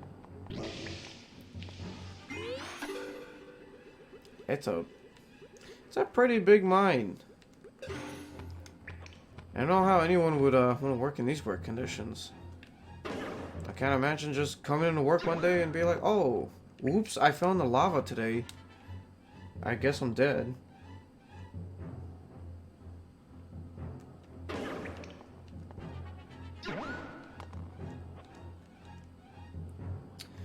So, but once I get the piece of heart from one of those towers over there, one of those stone towers, you'll get to see some dash sliding to get to some places.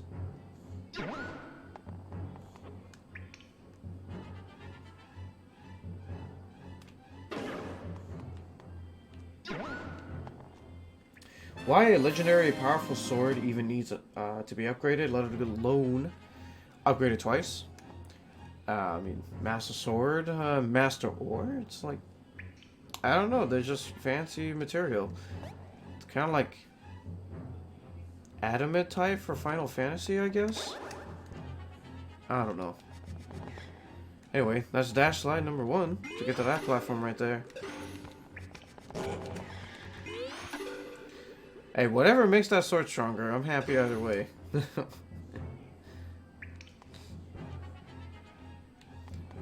drop down here, and I'm gonna do a dash slide here. Uh-oh. Oh, okay. Oh, I almost overshot that platform. Overshooting that platform doesn't happen often, but it can happen. And I'm glad I didn't. Falling in the lava there is not fun. Have to wait for those platforms to come back.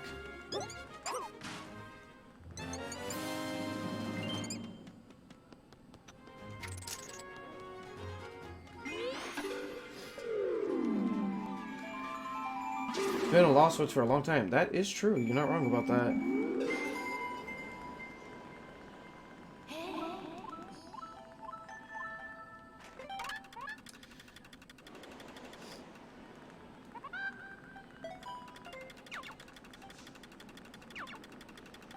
Don't worry, game. I'll take a break in like 2 hours or so. Or, you know, with as little as I do inside the ore mines, that's a break enough, I guess. Oh, okay. So, check it. Let's see if I get the swag heart here. Or swag rupee in this case. It's normally a heart, but if you're full health, it's going to be a rupee. But I got it, though. So that's always nice. Let's see if I get this other swag strat.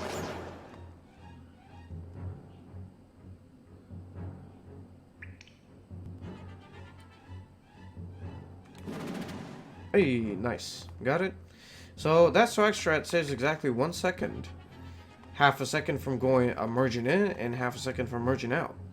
Because when you merge and all that stuff, the platforms stop moving.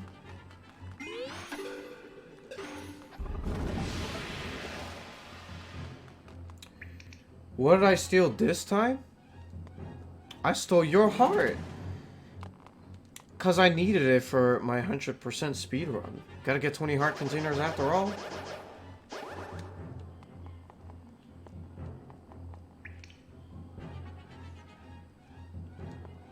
Oh yeah, so I mentioned this a little like way earlier, but my stamina meter is invisible. But that doesn't mean it's infinite or anything like that. I do have to keep track of my own stamina. But when we get the stamina scroll, that's when the stamina meter will appear. Like normal.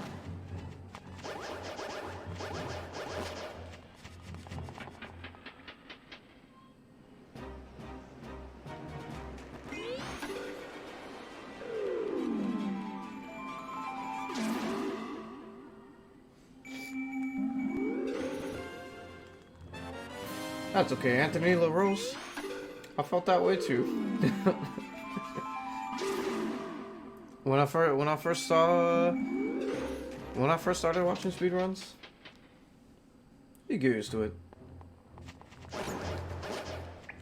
Alright, dash slide again on this platform, and dash slide again on this platform.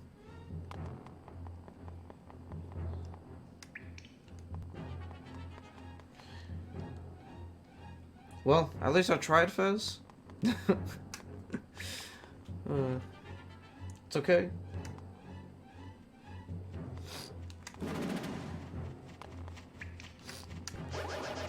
Don't worry, I promise. The waiting and the cleaning up will be done soon enough. We'll be at ice ruins before you know it. And it'll be worth the wait.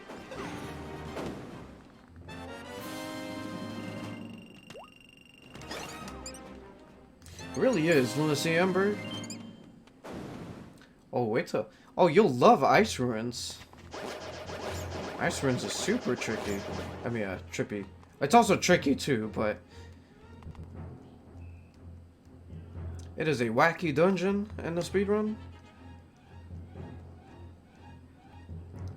Even in a 100% speedrun is that too?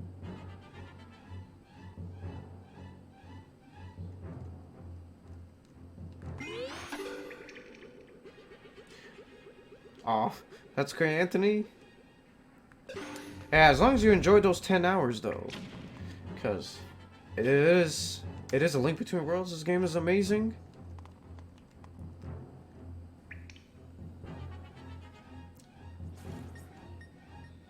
The 10 hours of A Link Between Worlds definitely sounds super fun. Oh, yeah. Yeah, that's where the squeak was coming from. I wasn't even thinking about that. Someone was mentioning squeaking, and yeah, it was coming from those eyesores. Oh, hi, Zerex. Thanks for the good luck wish. Don't forget the Hylian shield. Oh, thanks for the reminder. Try reminding me again when I'm at Turtle Rock. It's gonna be a while before that, though.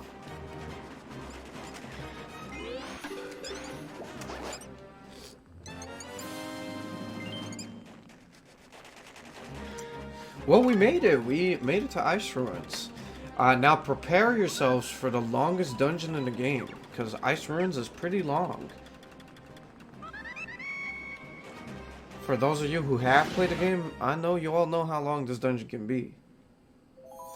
So, brace yourselves for how this is going to go in the speedrun.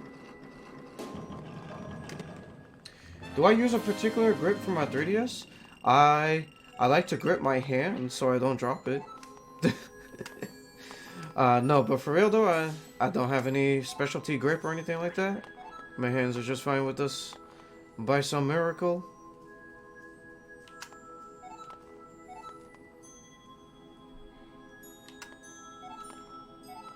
I am struggling with this trick today. There we go. We're in.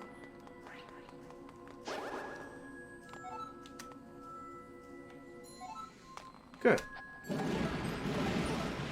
So, the boss trigger isn't the entire bottom half of the arena. So you really don't want to land there, because it is possible to land like at the very edge of the trigger zone. But if you do manage to avoid it, you can just throw 2 fire rods in the very middle, and that would kill off the boss. You just melt in the ice, and the boss dies. So that's pretty nice.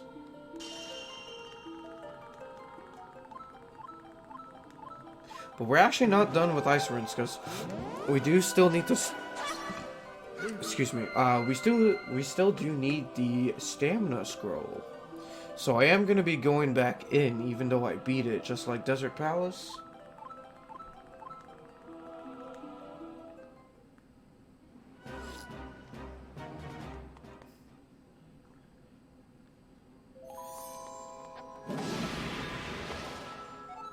So I'm going to go ahead and do this clip again.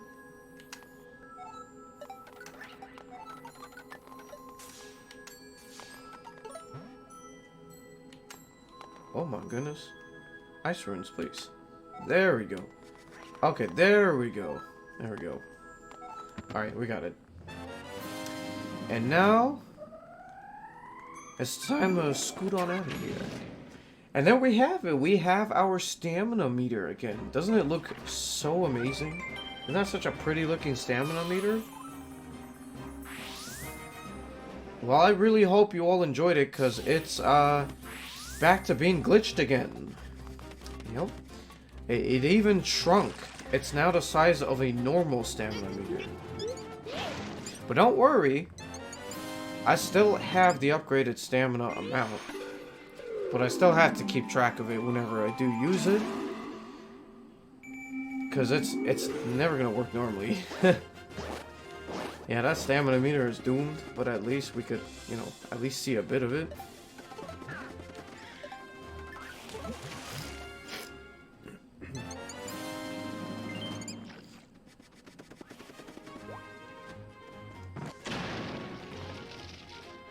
Oh, I hear in that one.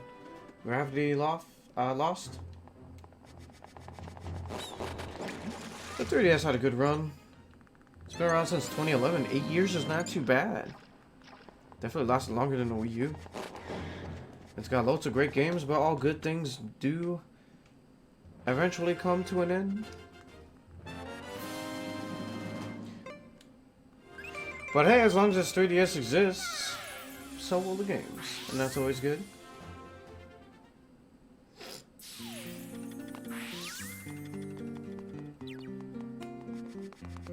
Whoa, wait a minute.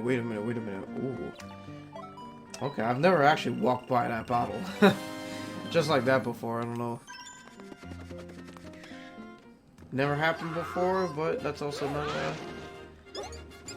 not so much of a marathon luck kind of deal as much as me just walking by it for some reason.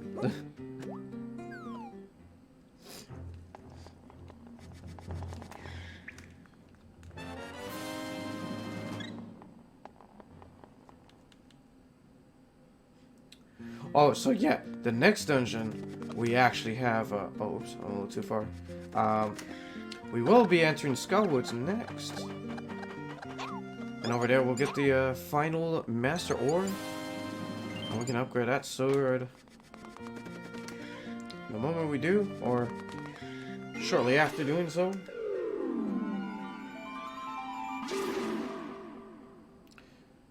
Just a few things to pick up. A piece of heart, a my.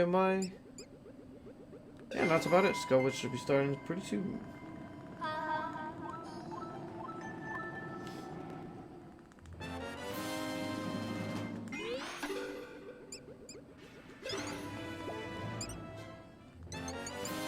If you ask me, people, let's say, oh, the Wii U is at least still worth getting for Wind Waker HD.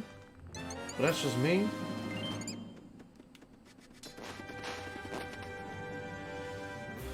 Oh, that's okay, Anthony. That happens. Did you get the Pegasus boots, though? Because that's something that a lot of folks do miss on their first playthrough. And that's a very unfortunate item to miss.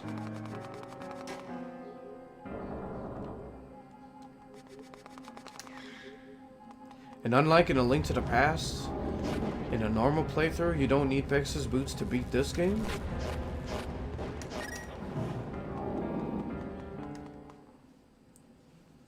So a lot of rooms in Skullwoods is very dependent on enemy movement. I didn't get so lucky with that, you know, with that area over there with the two fire swords. Because of the wanting to give those moved towards it and not away from it.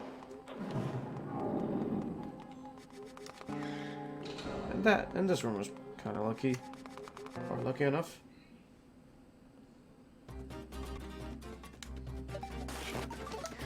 So I'm gonna have this hook shot just to do this right here. And that's it. I mean, it makes more sense to do that than to just start up a dash.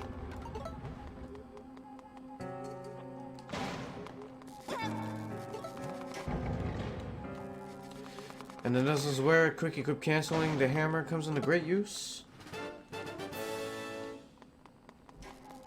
Oh, hello.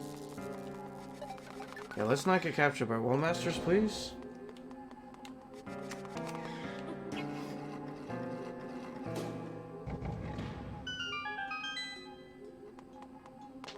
Maybe someday, pupil. Maybe someday. Unless they really want to sell more reuse for, you know, I don't know. Okay, so I got pretty lucky with the monster patterns overall there, because it is possible to not make it up there in time. If you try to tornado rod up there when the wall master's coming, you'll just tornado rod right into the palm of its hand, and you don't want to do that. Basically, for that previous room, it's if you take more than 2 hits, don't go for it. And there's a nifty little strat we got here in this room. If you merge into walls, the wall masters immediately slam their hand on the ground. So I merged into the wall over there to get that wall master to kill that Gibdo right away, instead of just waiting for it to go and fall down. Now for this room, I'm going to step right there, because that way, when I void out after getting the key right here, I can just respawn right next to the door, because I do not want to wait all the way back there and wait for those super slow moving platforms to come back.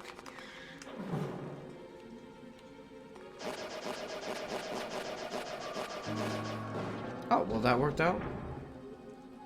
Very convenient for the last hit on both of them to happen at the same time.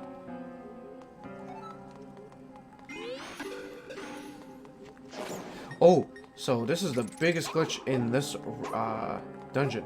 This is eyeball duplication glitch. So I had to throw the eyeball at the pedestal first, so that I'm able to pick it back out in the first place.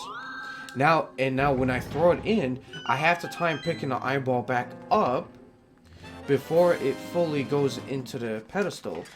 Now you saw the purple ring glow, but I picked up the eyeball. That's when you know you got the dupe. And it's better to time it too early than too late, because if you time it too late, then it's just in the pedestal and you can't pick it back up, and you'd have to take the time to get the other eyeball. But if you pick it up too early, it's not too bad, until the wall master's about to capture you. But once you perform the duplication, you don't want to drop it back down. You want to walk towards the other pedestal and throw it in immediately into that one, because as far as the game is concerned, the eyeball that you're holding in your hands is inside a pedestal. It's been activated. So if you drop it on the ground, you can't pick it back up. So that's why I just took my time and walked to the other pedestal instead of throwing it at the pedestal to make it a little quicker. Because if I did that, I wouldn't be able to pick it back up. Now, fun fact, we've approached the boss that's Whoa Skip has been found on day 1 of the game's release. But unfortunately, even though we're able to skip the Desert Palace boss and the Ice Ruins boss, we cannot skip Knuckle Master here, because killing this boss does spawn the heart container. As a matter of fact, we won't be skipping any more bosses for the rest of this game, because at 80%, in addition to the Desert Palace boss and the Ice Palace boss, we can skip Knuckle Master and Argus from Swamp Palace. But we also have to fight Argus, because Argus spawns a heart container upon death. But at least Argus is fun. Knuckle Master is hands down the worst boss in the game.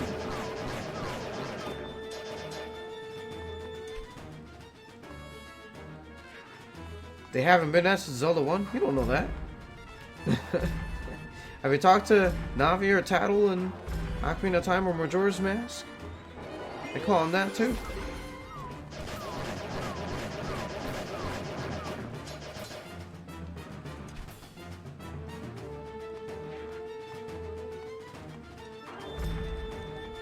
Yeah, this is all there is to this fight. Like I said, Knuckle Master's it's not a good boss. It's not well designed. Like even a boss that's supposed to be a bigger, scarier version of a Wall Master is not good when the Wall Masters themselves are far more threatening than the boss itself. Now, if this boss had the ability to throw you out of the dungeon, then yeah, I could see it being a big player and all that, but not really. He's just marching the walls and that's it. Boss fight done.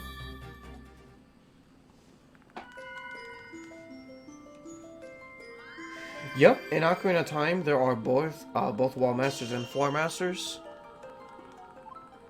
Wall Masters being the ones that come from the shadow, and Floor Masters just being there and split up into the 3 tiny ones. Absolutely, Lily. Sorry, couldn't help it. But yeah, this is why I didn't activate the Weather Vane before entering the dungeon. It just makes more sense to do it afterwards, because I'm going this way anyway. Looks like I handled the Knuckle Master. I gotta hand it to you. Found a redemption. It was a pretty good pun.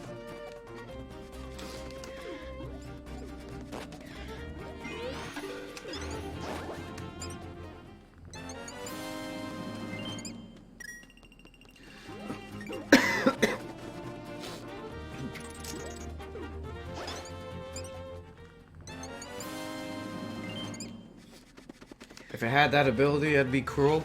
It would be cruel, but it'd make him a very memorable boss instead of this lame floating hand that can't actually do much. It'd be cruel. It'd also be kind of funny too. It'd be the new Moldorm. It'd be the Moldorm of this game. Even though this game has Moldorm.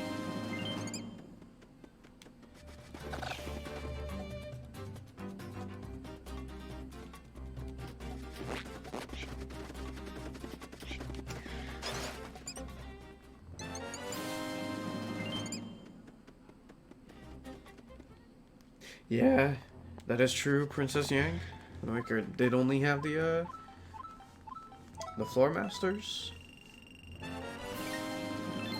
So there's a very, very rare chance of running into a golden bee by random through bushes, but it's never worth trying to find one in order to save spending 888 rupees. It's just way too rare of a find. To give an idea of how rare it is, I have played this game since release date. I have never found a random golden bee in all my years of playing. Just to give an idea.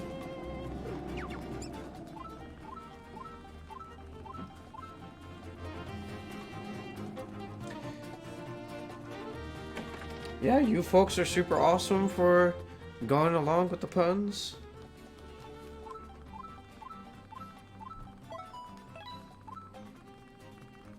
Yeah, because even Moldorm's been a bit nerfed in this game.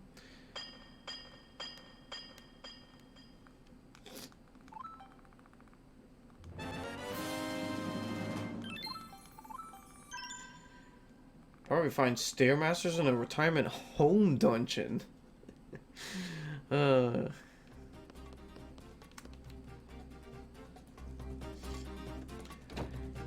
House of Gills will probably be the closest thing to that. And I'm gonna get this Mai here. This is probably the Mai I forget to get the most, so it's a good thing I remember to get that now.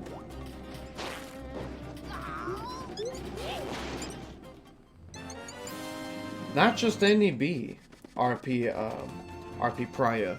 I bought a golden bee. And the reason why we need the golden bee is because we have to show it to the bee guy later on in the run in order to get the bee badge item, which is part of 100%. And the next dungeon we're going to do now is Swamp Palace. And I'm going to merge into the wall, get past that rock. It is actually faster to do that than to actually pick up the rock. And I am 100% going to save it right here, because it is possible to soft lock the game. Or actually, you know, it might not be, since I'm not trying to skip the boss here. Yeah, probably not, but you know, safety saves never hurt in a marathon run. And that's the Ice Rod clip, like I did back when I did the desert skip. And that's how you get into Swamp Palace without ever having to use the bomb flower ever again. I mean, I'm still gonna get the bomb flower in 100% at some point, but at least I don't need to bring it here to Swamp Palace. Alright, now we're gonna do another Ice Rod clip right here. Clip in out of bounds there, and then I'm gonna line myself right up, and there we go. That's good.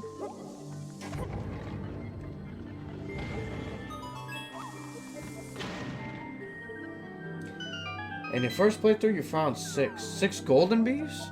Super lucky. You should play the lotto.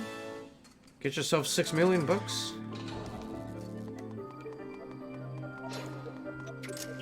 I'm gonna need the bombs here.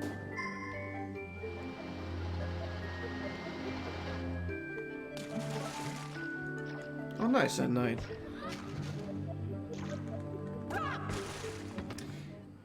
You can't believe these strats. Hey, hey. Well, you better believe it. There's plenty of crazy tricks going around for sure.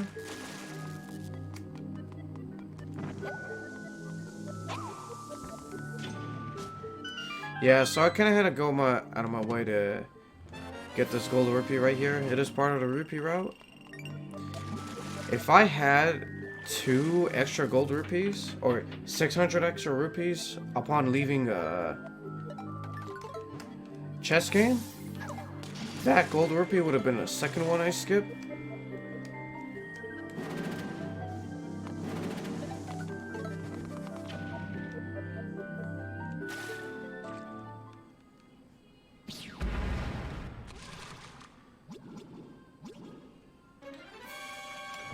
And oh look, it's Argus. So unlike Knuckle Master, Argus is a pretty fun fight. Argus is actually my favorite fight in this game. I mean, first phase is fine and all, but this is where the real fun of the fight starts. Oops. Kind of messed it up. But if he's in the air like that, you can just immediately bring him back down to the ground with an ice rod. It's really fun to do when you optimize it.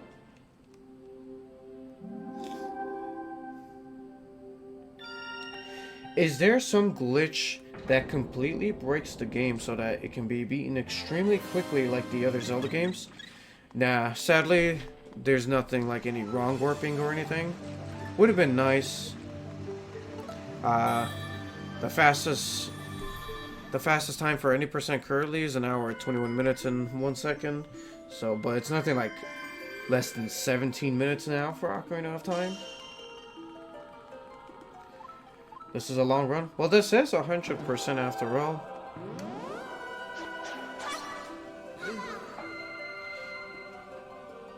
But we do collect a whole lot of things in this game. Like 100 Maya Mice.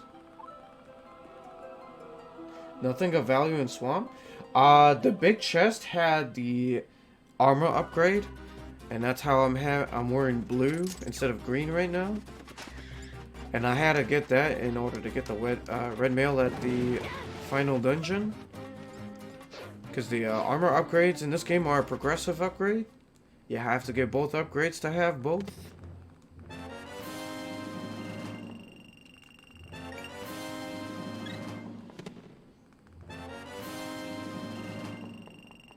Oh yeah, and that was how we skipped using the bomb flower for that rock too. That's actually one of, if not the hardest trick, and I just got in. That works out.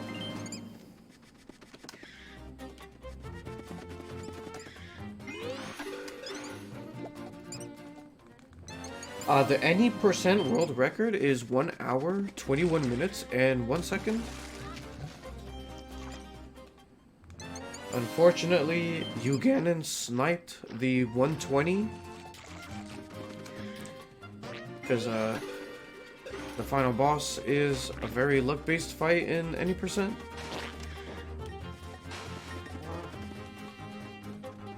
Oh, okay, so we got Octoball coming up now.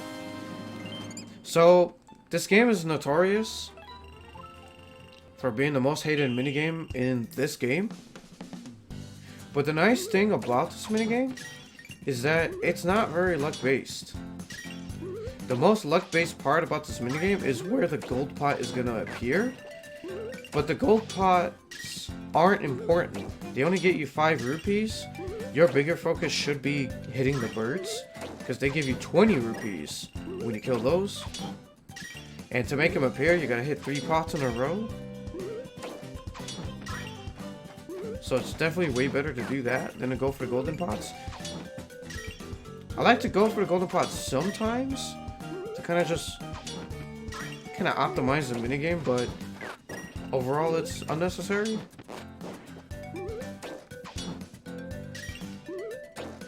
See, if that hit the gold pot, that would have been nice, because then I can just jump straight to just trying to hit the Octorok. Because when you hit it, I had a little bit of a streak going there. When you hit the Octorok, he shoots it faster.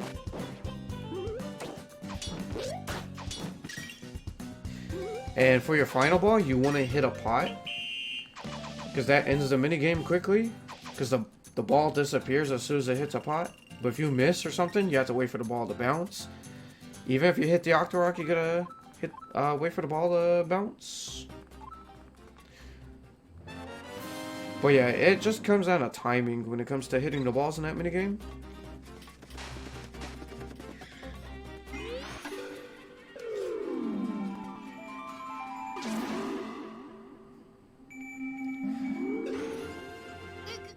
So, there's also a way to steal the bomb flower for free, because normally you'd have to pay the bomb guy 200 rupees.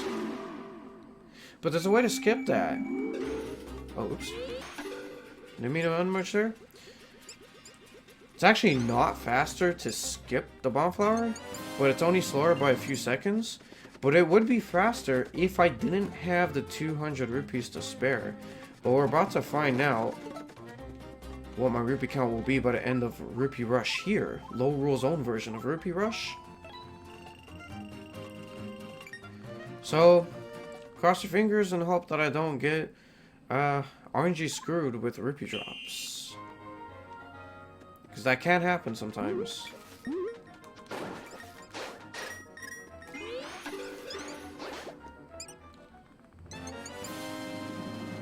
Hopefully it drops a purple soon. Or at least more reds.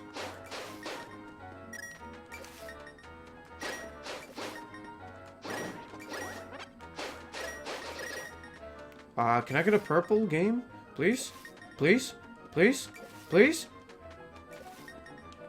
It didn't drop the purple.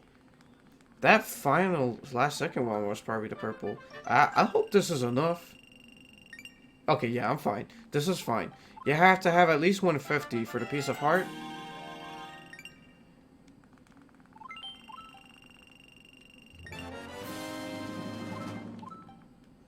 Well, that's it for Rupee Rush. My amount. Uh-oh. Oh. Oh, that's not good. I'm somehow short 100 rupees. Huh. No? That's really odd. Not sure what happened. But, you know, not the end of the world or anything. I'll just have to improvise. And I know just the thing to do it too. Which I'll worry about till after, right after Treacherous Tower to get some backup rupees. Because thankfully, there are backup rupees I can get. But basically, the amount that I want by the end of Rupee Rush is a minimum of 1,600 rupees. Because that's the amount. If I have that amount, then by the end of Treacherous Tower, I'm guaranteed to have 7,400 as long as I grab all the rupees. So I'm pretty much short a little less than 100 rupees.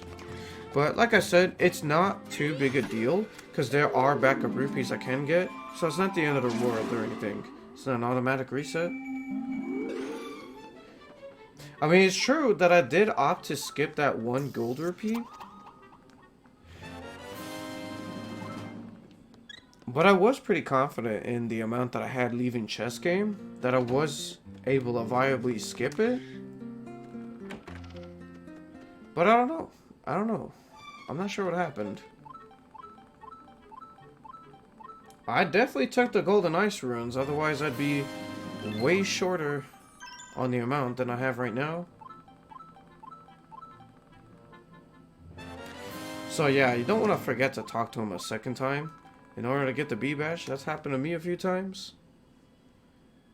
I've had runs made invalid because of that. So we nearly have all the Mai-Mais, so that's pretty great. And we got Treacherous Tower coming up pretty soon. Treacherous Tower is a very big part of the run.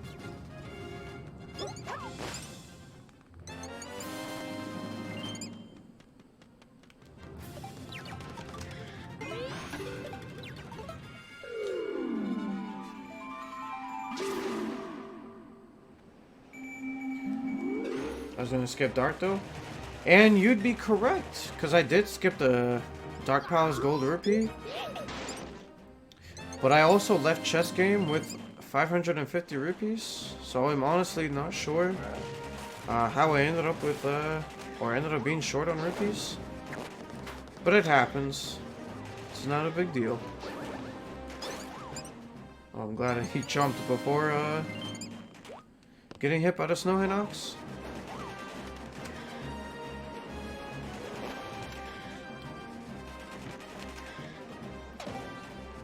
And here we got our final Mai-Mai. So... Oh, I guess I'm missing a Mai-Mai too. Huh. Well, all of that's gonna have to be until after Treacherous Tower.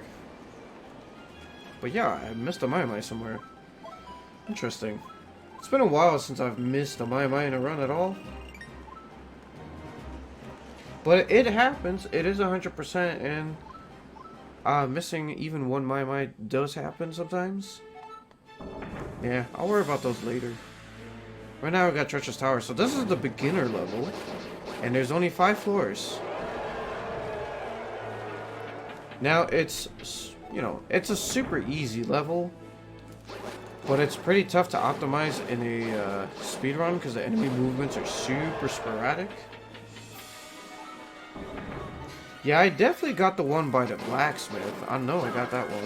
I remember talking about how I missed that one a lot too.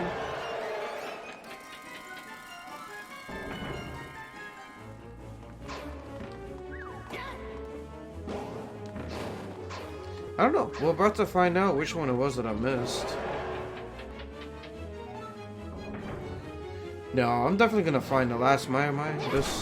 This will end as a 100% speed run for sure.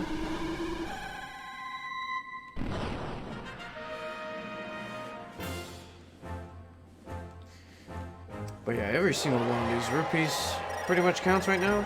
Leave no rupee behind.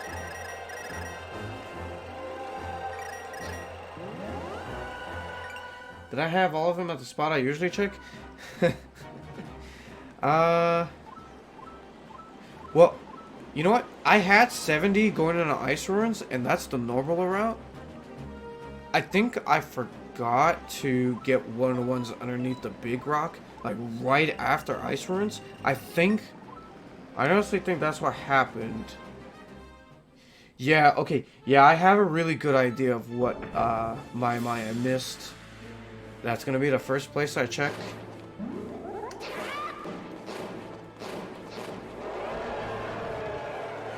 I could, just not from Hyrule, or actually, I mean not from Lowell. Actually, I should be able to check even from Lowell. Well, I can't do it right now, but I think in general it's possible to check.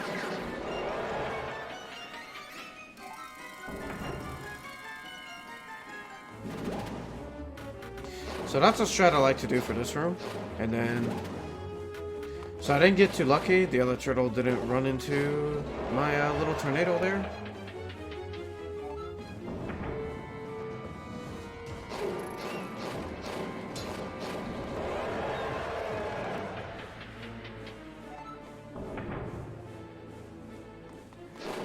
How long do I have with this run? Good question. I have about a little less than an hour left. I'd say 50 minutes.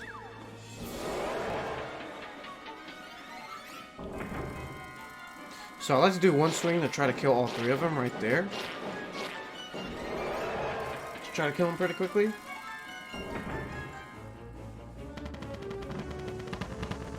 And then I do that strat where I laid a bomb there and then blow up all their masks at once.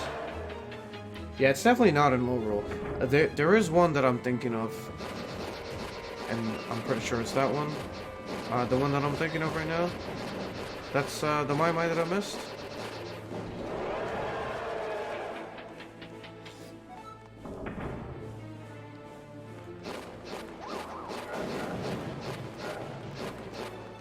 Okay. I wasn't sure if that one Hinox is gonna fall. They have too much health, so it's just better to just push them off when you can. And I just equip my Fire Rod here, which works out because I will be using Fire Rod a lot for the advanced level since this is just an intermediate. So it really works out that I get to equip Fire Rod here. Then I melt the middle one and then lower him down a bit so I can go towards the door and lower him towards the door and just use 2 Fire Rods there. And this one's really simple, just kill the enemies, just like that. Easy peasy. And I'm gonna run up, use a tornado rod here. I got one of the spear guys, so that's good. Oops. Oh, the time for the beginner level, by the way, was 23 seconds, and that's a pretty good time, so I'm happy about that at least.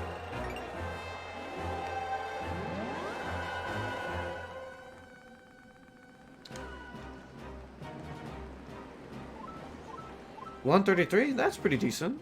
That's a solid time. So I'm thinking of the... You know how after Ice Ruins Germanium? There's a, I warp to the weather vane at where Misery Mire is.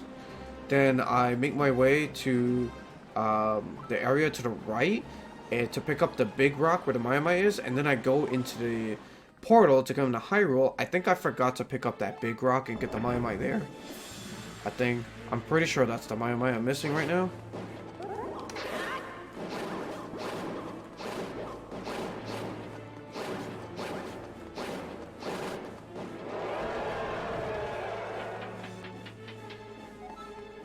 Any chance of death in the tower at this point?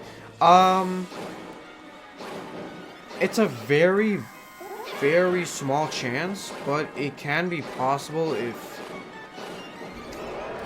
if you're not experienced, pretty much. If you're not very well practiced, but it's very unlikely that death is gonna happen at this point.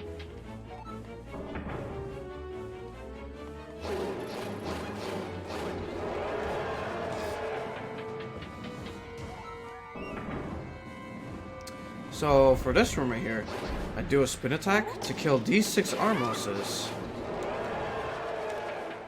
Because you can't really kill all 8 of them with one spin, or at least you can, but it's not consistent.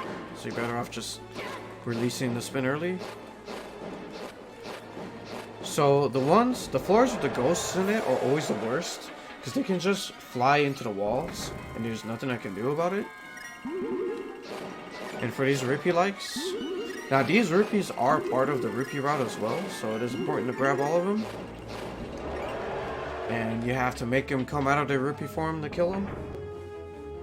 Hey, thank you very much for the good luck wish, Weinmar. How you doing today?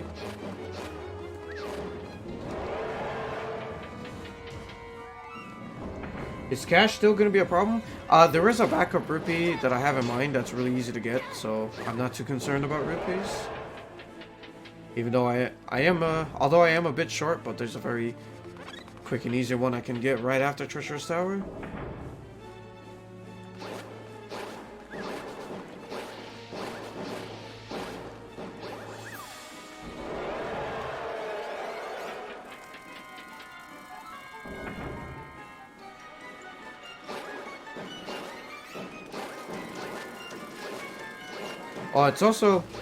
I also try to do my best not to lose my sword beams, because there are a good number of floors where sword beams is your best friend. Like this room where the crabs move around a lot, and you can have an easier time catching them this way from afar.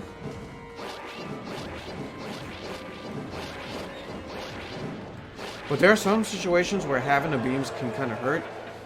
With those enemies specifically, as a matter of fact, because normally the gold sword can kill them in one hit. But if the beams hit, then you'd have to do an extra hit. But I kind of just have to swing in a certain way to prevent that from being a problem.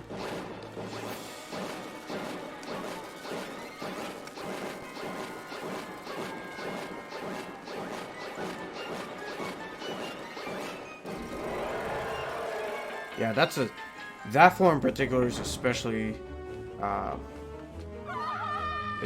good for having the beams. So, nice little strat there where I can just fall off and keep holding the direction to have the mimics continue to move in that direction while I avoid out.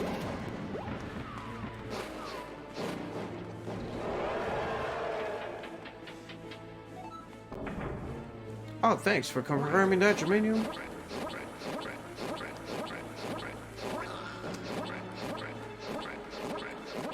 Yeah, I was pretty set on going there, so it kind of works out.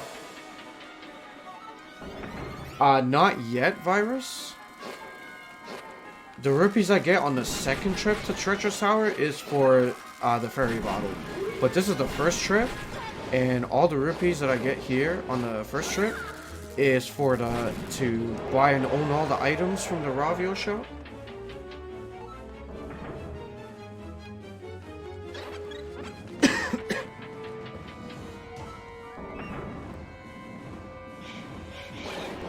Yeah, just hack and slash away with these birds. Same with these rats, just gotta... Aww. My beams. I lost my beams. That's okay. I'll just have to make do without it.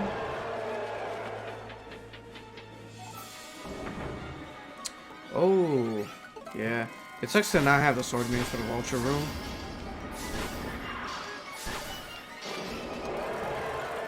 Oh well, no big deal.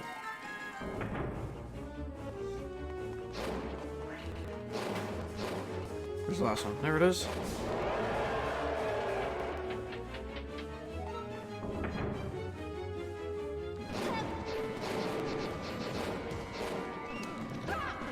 Which game is next? I think Mr. Shasta is running Phantom Hourglass after this. I could be wrong about that.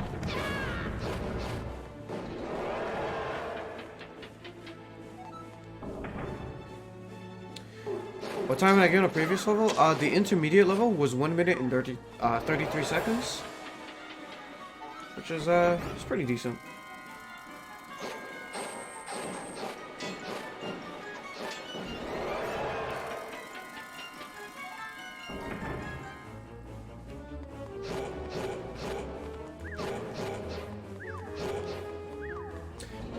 Does someone know how to get every game for free on your 3DS? Yeah, totally. It's called www.iwannagotojailforfree.com. Try that, see if that works.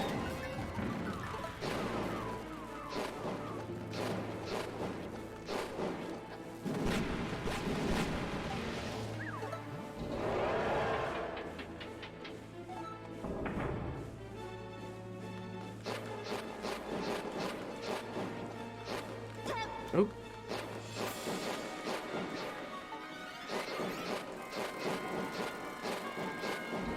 Wow, that was surprisingly very lucky for floor 32. That's the worst floor in the whole tower. I got incredibly lucky with it. Oh, Minish Cap is after this. Okay, my bad. I knew Mr. Shasta was running a Phantom Hourglass at some point today.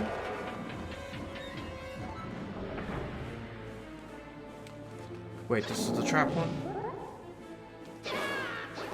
Oops.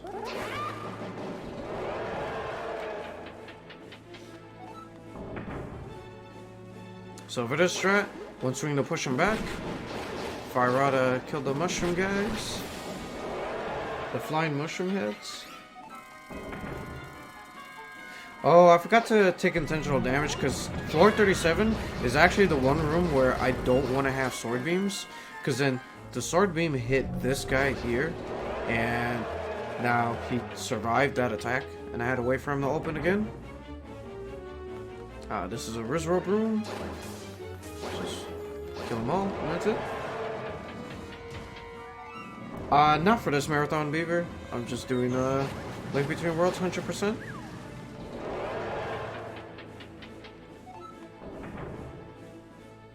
Oh, this is why I'm gonna have my Tornado Rod back, because I'm gonna need to use it right away on this floor.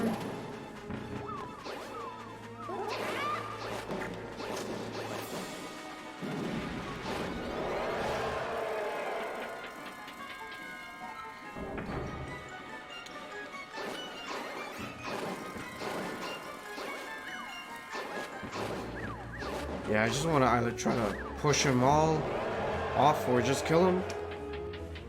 Beams kind of help with that a little bit.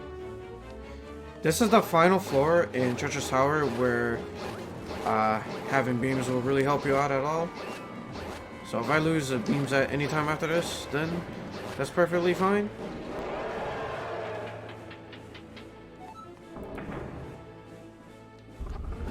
Hardest enemy in the game, dead. I will not, Antiochos. I have some important things to do after this run today.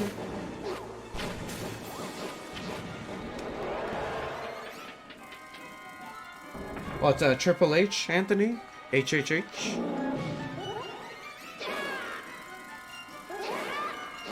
Oh. I was so close to being able to do the triple spin strat for that. If that second spin attack hit all 8 of them, then I would have been able to do it, but it missed just one. I never expect the middle one to get knocked down like that. That doesn't normally happen.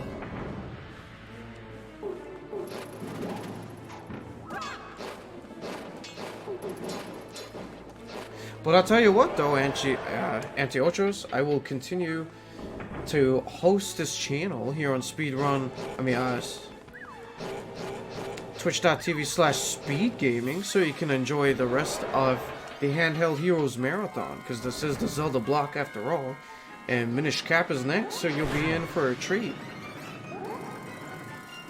Oh, and look, Moldorm on ice. It's every child's dream come true, and by that I mean nightmare.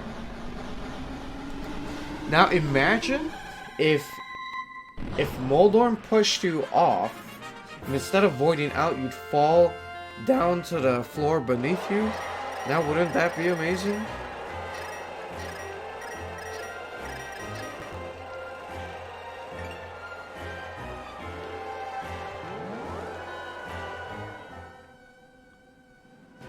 Okay, so what was the time I got here? Wow, 6 minutes and 13 seconds. That is really good. That's really good. I'm very happy with that. Oops, I forgot to equip Fire Rod. Oh, hey, you dropped a purple one. That's cool. Still wouldn't be enough. Otherwise, I would have left. But yeah. Well, there's the backup one. Now, I'm gonna go back to Misery Mire. Normally, I would warp straight to Link's house, or the vacant house, and then go into Hyrule, so I'd be at the Ravio shop. But I did forget to get a single Biomine, so I do have to take a bit of time just to go back and get it. But it doesn't seem too bad, because at least I know which Biomine it is. So it's not like we're scrambling about. Yep.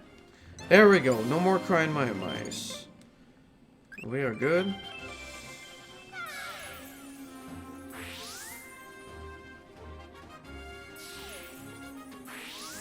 It would be true to his design, absolutely. So now it's finally time to buy and own all the items in the game. So death from this point forward is no longer a threat. Even though I have blue mail and 18 heart containers. But it's even less of a threat now because you don't lose items that you own. I'm about to own all of them right now.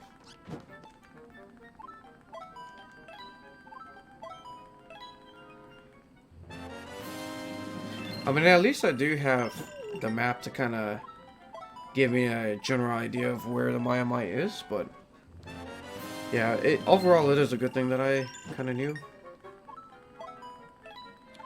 So you see the bow over there? So this is how I'm gonna get to it. All you have to do is just talk to him, then just go diagonally towards it, and then that's it. That's how you get the bow from behind Ravio. It's pretty easy. Yeah, I love it when they do that too, the Jesse Lockhart. It's pretty cool. It's a nice little touch to the game.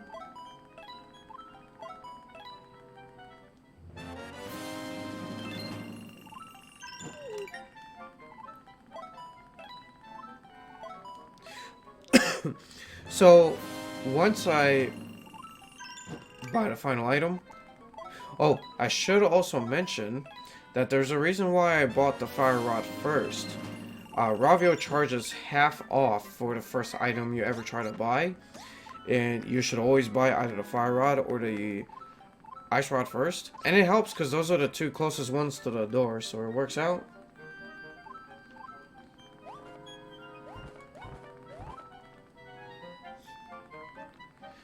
But yeah, now that I've bought all the items, I'm going to make my way to the Maya Cave. And I'm going to upgrade them all right now, since I do have all 100 Maya. And, you know, this is 100% after all. Oh, look, a bee.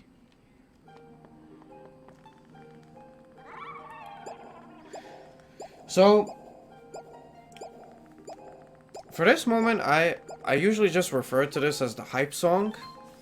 Because once you start with the first item, you can kind of hear the chorus singing in the background. It kind of sounds like they're chanting hype. I mean, they're probably just saying my, like my and all that stuff, but kind of sounds like hype.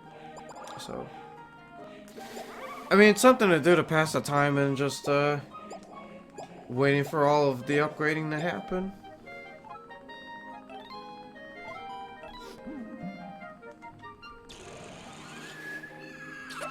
But look at all these nice items we're getting. Now we have a blue boomerang.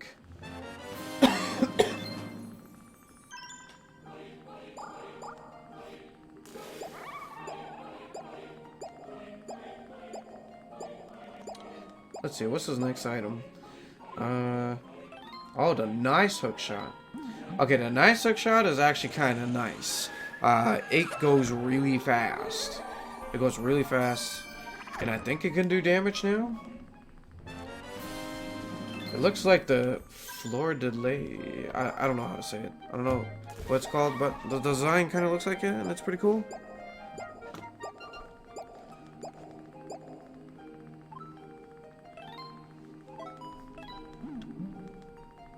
Oh, the hammer. Check out how nice this hammer is.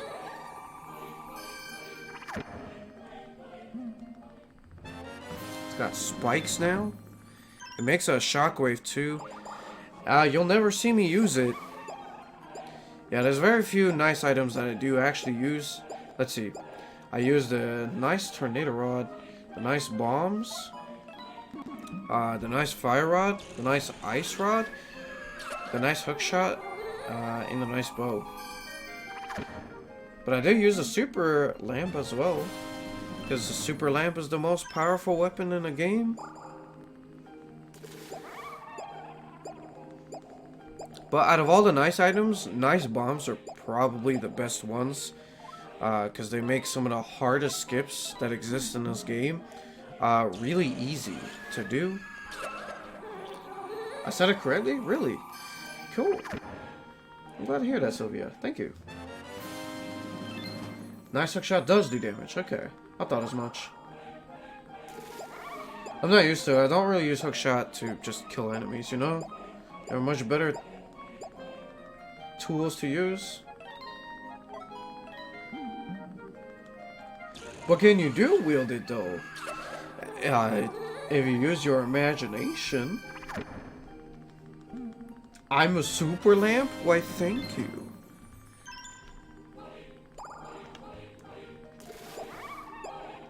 Well, you're a super net, APOC. And you can take that however you like.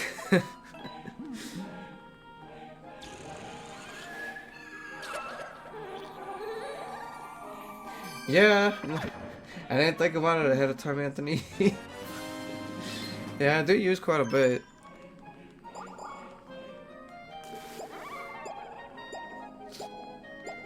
Everything is nice.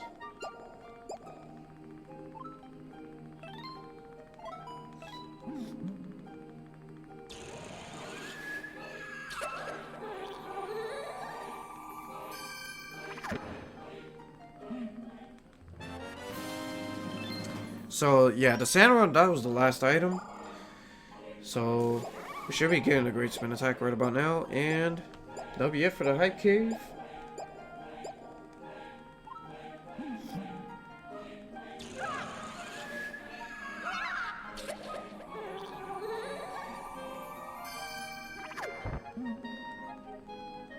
Whoa, wait, oops.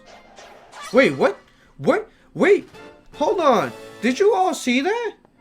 What? Wait, what just happened? I saw the prompt for Sandrod come out, and then I got the upgrade? What happened there? I've never seen... I'm just mashing the A button. I've never seen that ever happen before. That's crazy.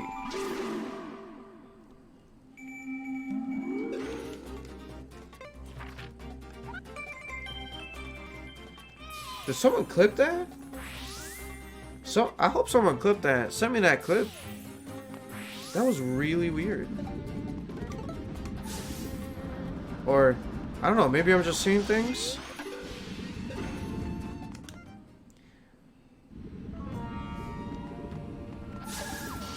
Oh well, that doesn't matter that much right now. Let's hit the Turtle Rock.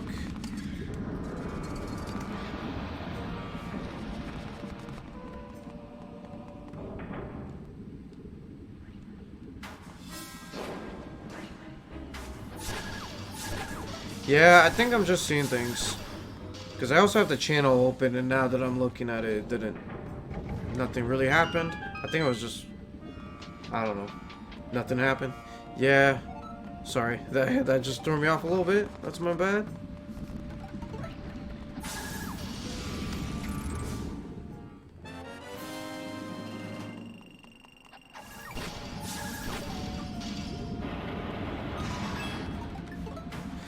Okay, so I do take the time to get that gold rupee from underneath there. Because it does cost about 300 rupees to re-enter Treacherous Tower. And I do have to beat the advanced level for a second time. Not only to get the super net, but to also get the rupees that I will need to get the... whatchamacallit, to get the bottle from the fairy fountain. That costs a grand total of 3,000 rupees to get. Look at that, I remember to get the Hylian shield. So that's always good.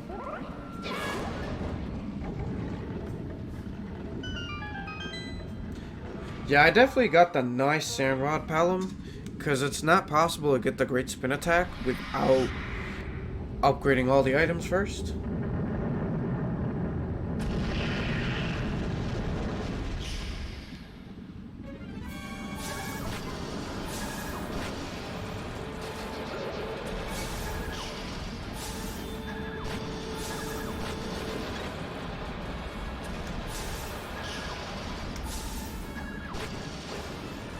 It was nothing?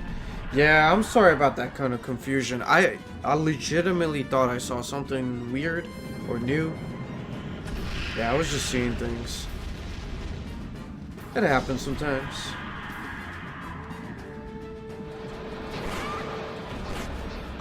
Oops. So yeah, Great Spin Attack kind of destroys this boss. 2 normal slashes, 2 great spins, and he's down.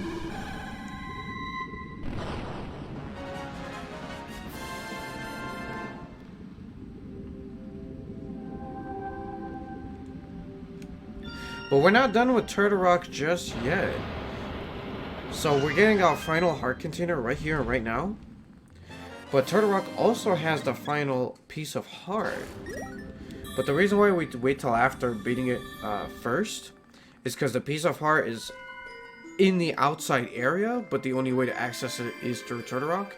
And once we get that piece of heart, we just warp out of there and straight back to Treacherous Tower.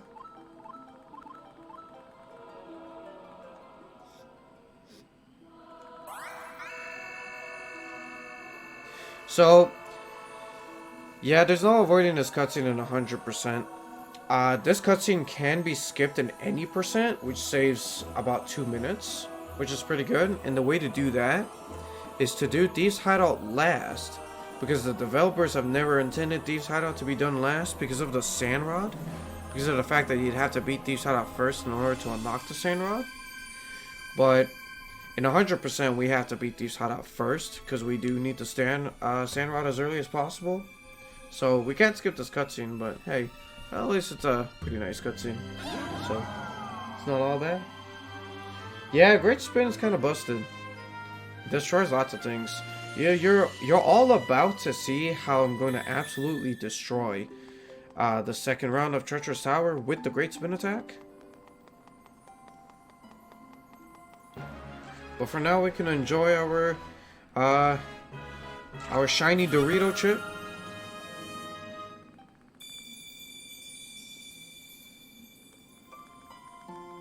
Kinda looks like a golden bit for Twitch too, just maybe.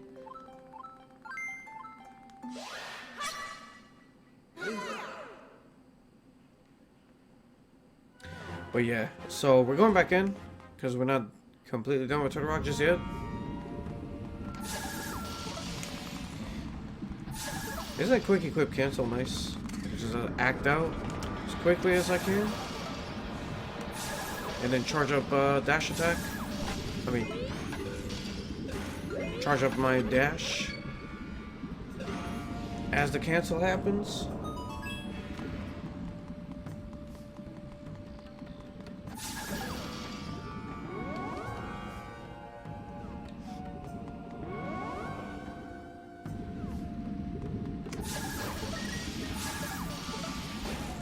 And yep, that's pretty much it for Turtle Rock. After getting this piece of heart, I do have to move slightly down because he's still underneath that hallway, and you can't call Irene's broom if you're underneath the hallway. So I kind of had to move down a little bit like that. Alright, time for advanced round 2. In this one, this second trip is 2 minutes faster thanks to a great spin attack.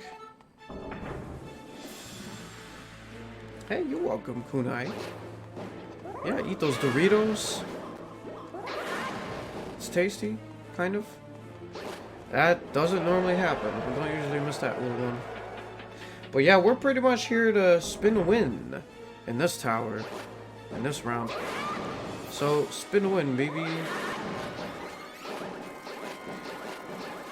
But sadly, not all 50 floors can be beaten with spin to win. There are some floors where it is actually faster to not spin. Kind of like right here. It's faster to just use the tornado rod right there, since it can do damage. And right here, just hit them all because they're too close for me to charge up the great spin attack. So it wouldn't matter. But here it would. Spin to win.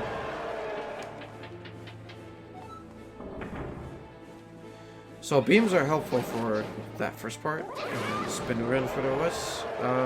That second part, getting those ghosts as early as possible is always good. So I can't spin a win here, because I have to make the like spawn anyway.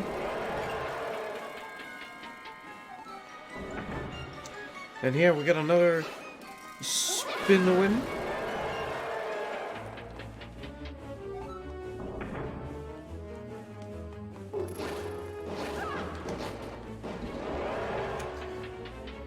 Maybe that one was a spin win, but it's still pretty quick without it. This one is definitely a spin win.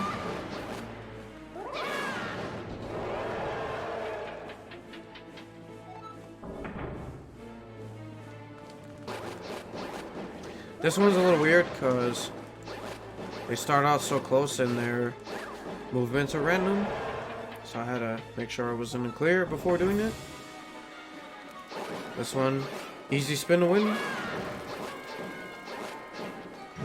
But I can't spin to win these guys because they don't all appear all at once.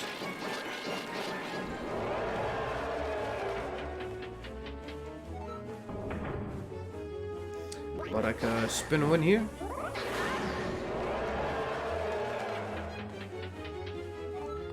And I can definitely spin a win here.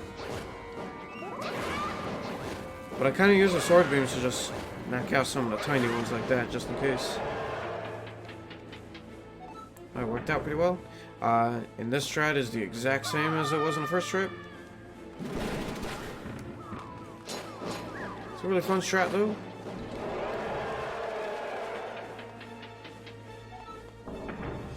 This is also the same strat as it was in the first trip. But I actually reached the last one now as well because the radius for the tornado is much bigger on the nice tornado run. But here we get to spin a win. Oops. Oh, I did not mean to do that. And then I did not mean to do a normal slash on that giant Pengator. And here we spin a win. We've got to spin a few times to win.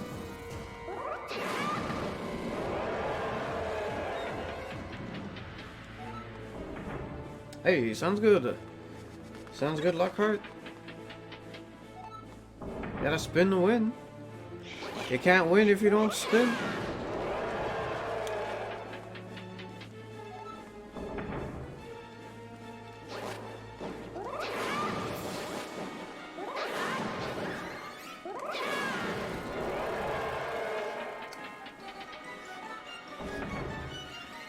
Oh, I can't really spin a win with these vultures. So that's a strat I wanted to do in the first trip, but I couldn't do because I didn't have my sword beams at the time.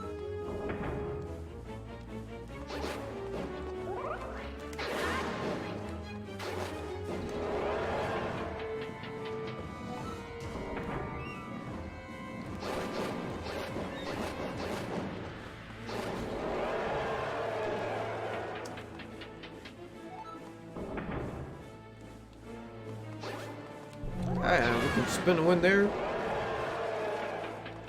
Easy peasy.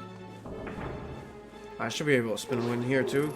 But with this, I had to have the sword facing down and having my face pressed against the door so that I don't accidentally poke or get hit by the soldiers.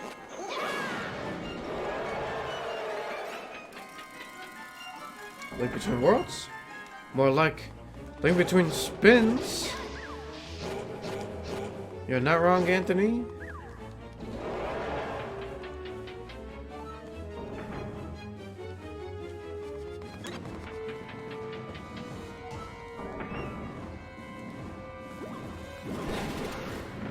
So I hit that part and then I spin the run the second part. So that could happen. I could get boosted to the door by the hardhead beetles. Alright, floor 32, don't be the worst. Nice, that was pretty good. I came, I spun, and I won. It sums up this tower pretty nicely.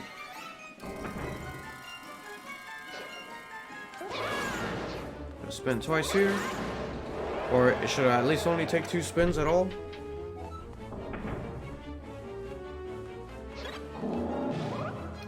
Gotta spin it to win it.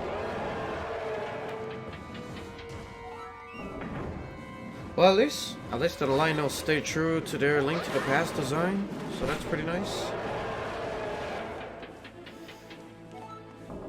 Oh, very funny, Fez.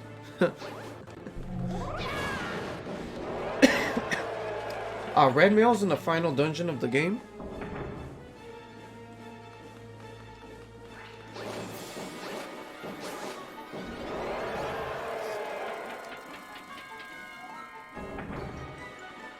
So we don't spin a win with this one, because the fiery chain and ball guys have a lot of health, and it's not worth doing any more than 1 spin for a single enemy. So we just push them off.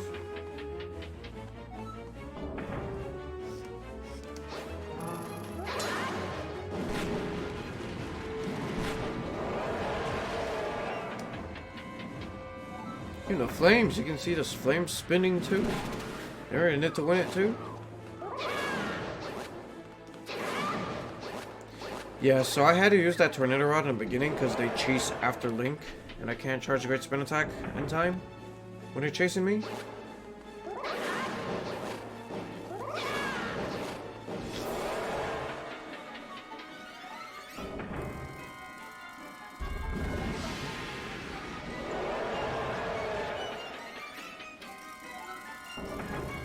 Oh, so I don't do the spin here because somehow the Moblins can block it, or at least the ones further in the back, so I don't worry about. I just do the fun strat.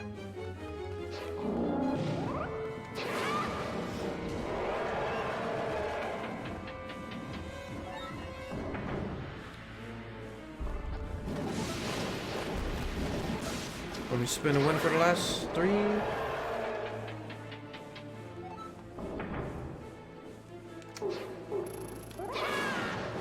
Oh, so close. Almost had them all.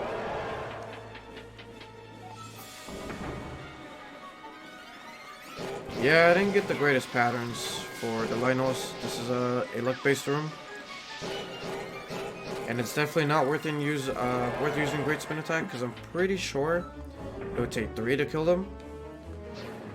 So, to give an idea on how powerful the Great Spin Attack is, instead of doing 2 times the amount of damage like the normal Spin Attack, it does 4 times the amount of damage. So every time I do that Great Spin Attack, excuse me by the way, sorry about that, you're doing 16 damage. And boy, that is a lot of damage.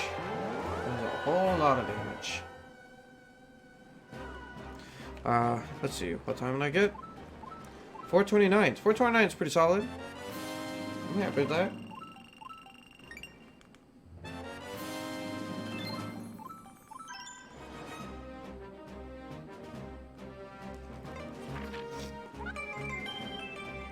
Yeah, so all that's left now is to go to the fairy fountain to collect the final bottle, and then we'll be headed to Lowbrow Castle to finish the run off.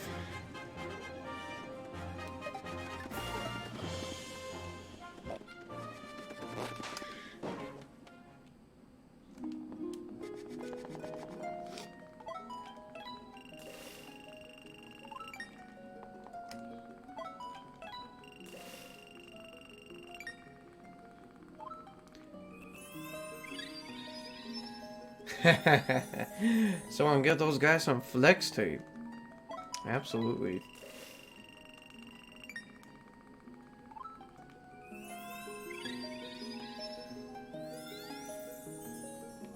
A spin between worlds. Yep. Yeah, so this fairy wants a grand total of 3,000 rupees, so this is probably gonna take a little bit. Especially dropping only 200 at a time. Oops.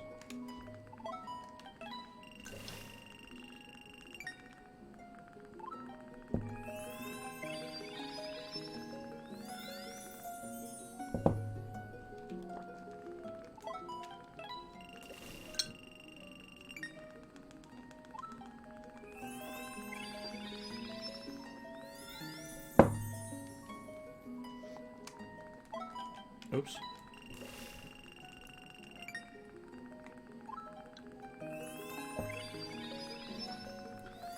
Yeah, the bottle is ridiculously expensive, especially because one of the other bottles you get in a run is only 100 rupees.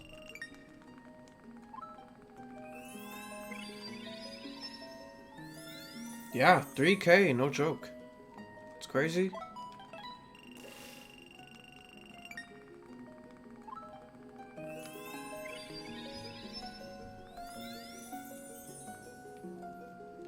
All for an empty bottle?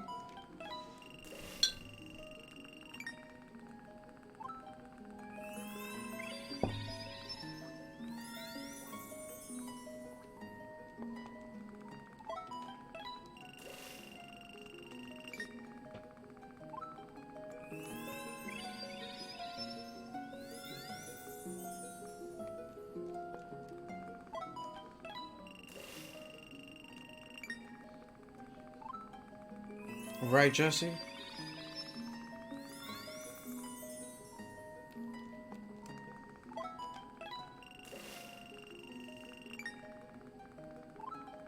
We should be getting there soon. We're in the 2000s.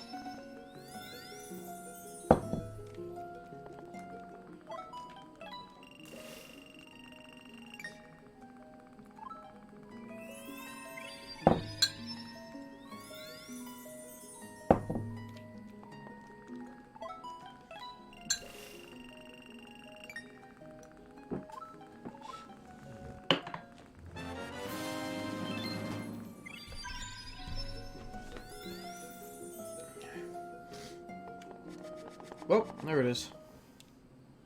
So now I'm gonna make my way into Lower Castle. I'm gonna finish this run.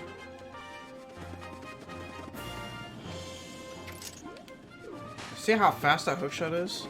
It's pretty amazing.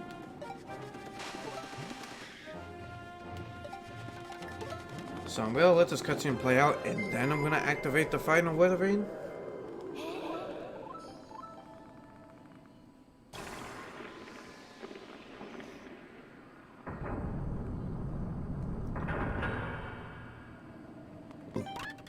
Oh, excuse me. I'm gonna save it here just in case. Because even though this is a huge rarity, it is possible for a tiny purple Moldorm to follow me to the big bomb, and for the Moldorm to blow up the big bomb. That has actually happened exactly once. But with some marathon luck, you can never be too safe. So, there's a, this is the final bomb rod in the game, in the 100%. This particular one can only be done in 100%. That's why it's a little harder to time.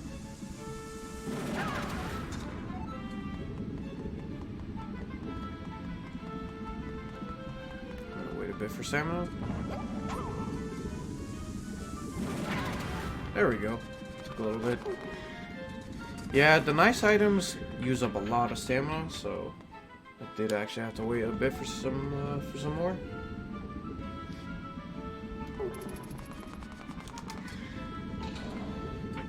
And I'm just gonna make a trip up here to get the red mail, but I will be coming back down to the previous floor so we can do the trial skip.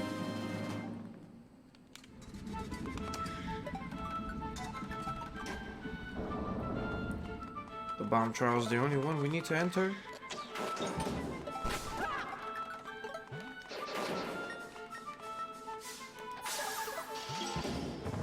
Oh, okay. That was unexpected.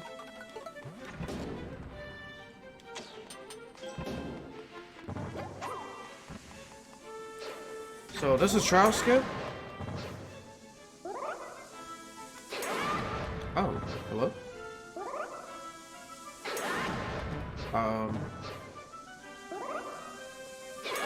There we go. That's better. Now it's time to equip our most powerful weapon in a game. The super lamp.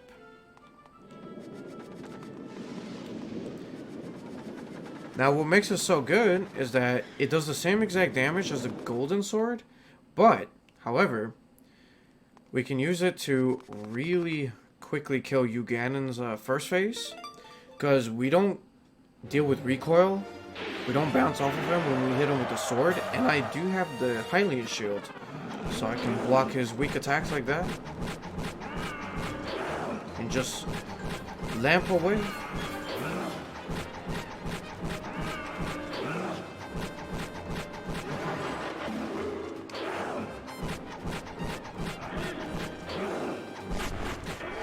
I only did one warp, so that's fine. It was a really lucky fight overall.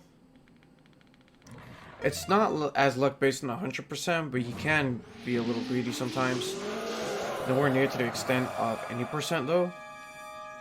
Phase 1 fight on any percent can be kind of scary. So those tennis ball hits have to be timed. You can't just spam the B button and hope for it to work. And it definitely becomes a lot crazier when you're trying to inch in closer to Uganon each time.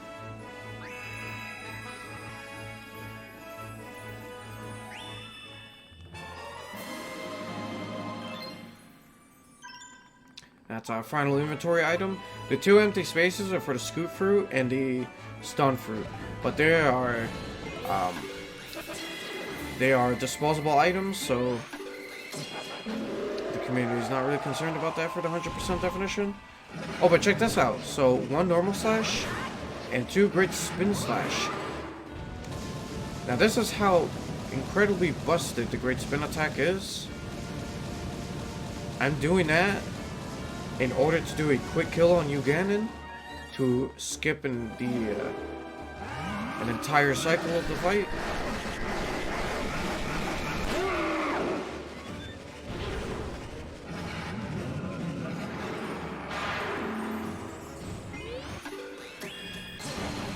Yeah, he's pretty much dead at this point.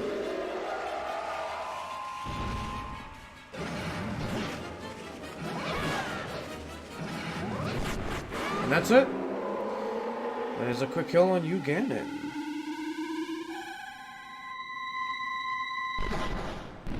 So it looks like this run is gonna be either a super late 305 or a super early 306. Which I'm pretty happy with. I'm happy with the time like this. It's really solid for a marathon run.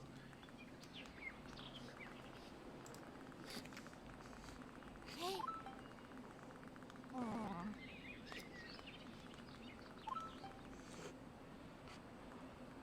Hey.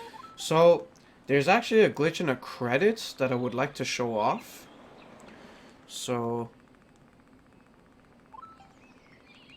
stick around if you want to catch that real quick.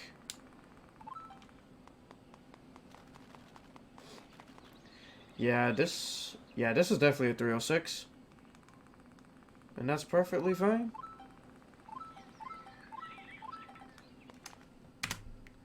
Zero 0602, nice.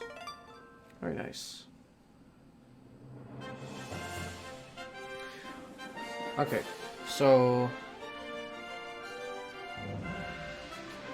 I'll let you know when the glitch in the credits come up. But we gotta wait just a little bit for it. But I do want to say thank you so much, everyone who have watched this run. I hope you all had a great time watching. It's been super fun for me to run this for you all. And thanks so much for Handheld Heroes for having me again. This is my third year running with them. And it's an incredible pleasure every single time. Like, no joke, Handheld Heroes is easily my favorite online speedrun marathon. It's a good time every year. And I'd be honored to run with them again next year as well. So I'm just mashing B right now just in case I miss it, but some of you might get to see it at least. Hey, thanks so much for the GGs, everybody. I really appreciate that. Thank you. Thank you so much. Thank you, Mr. Devlin. I appreciate that.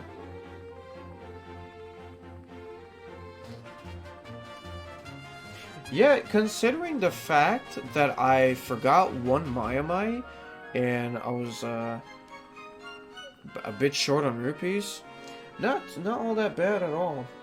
It would have been a 305 if it weren't for that, but maybe even less. But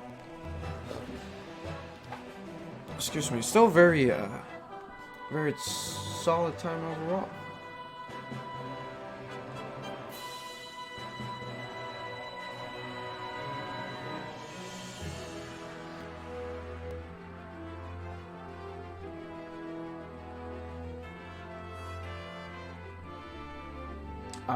Let's see. It might be coming up soon, the glitch in the credits.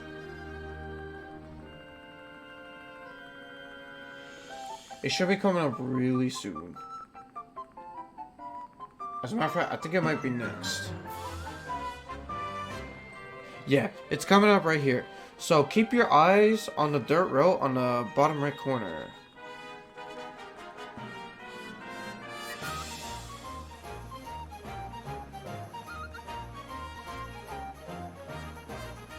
Yeah, you see that? You saw Link's sword? Yeah, Link is loaded in there for some reason. He's invisible, but you can actually move him around and stuff. But you can only tell where he is if you swing your sword.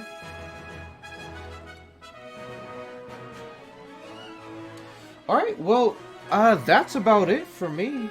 Thank you again, everyone, for watching.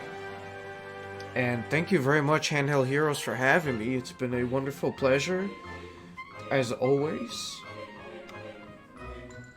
And this is it for me. Bye, everybody.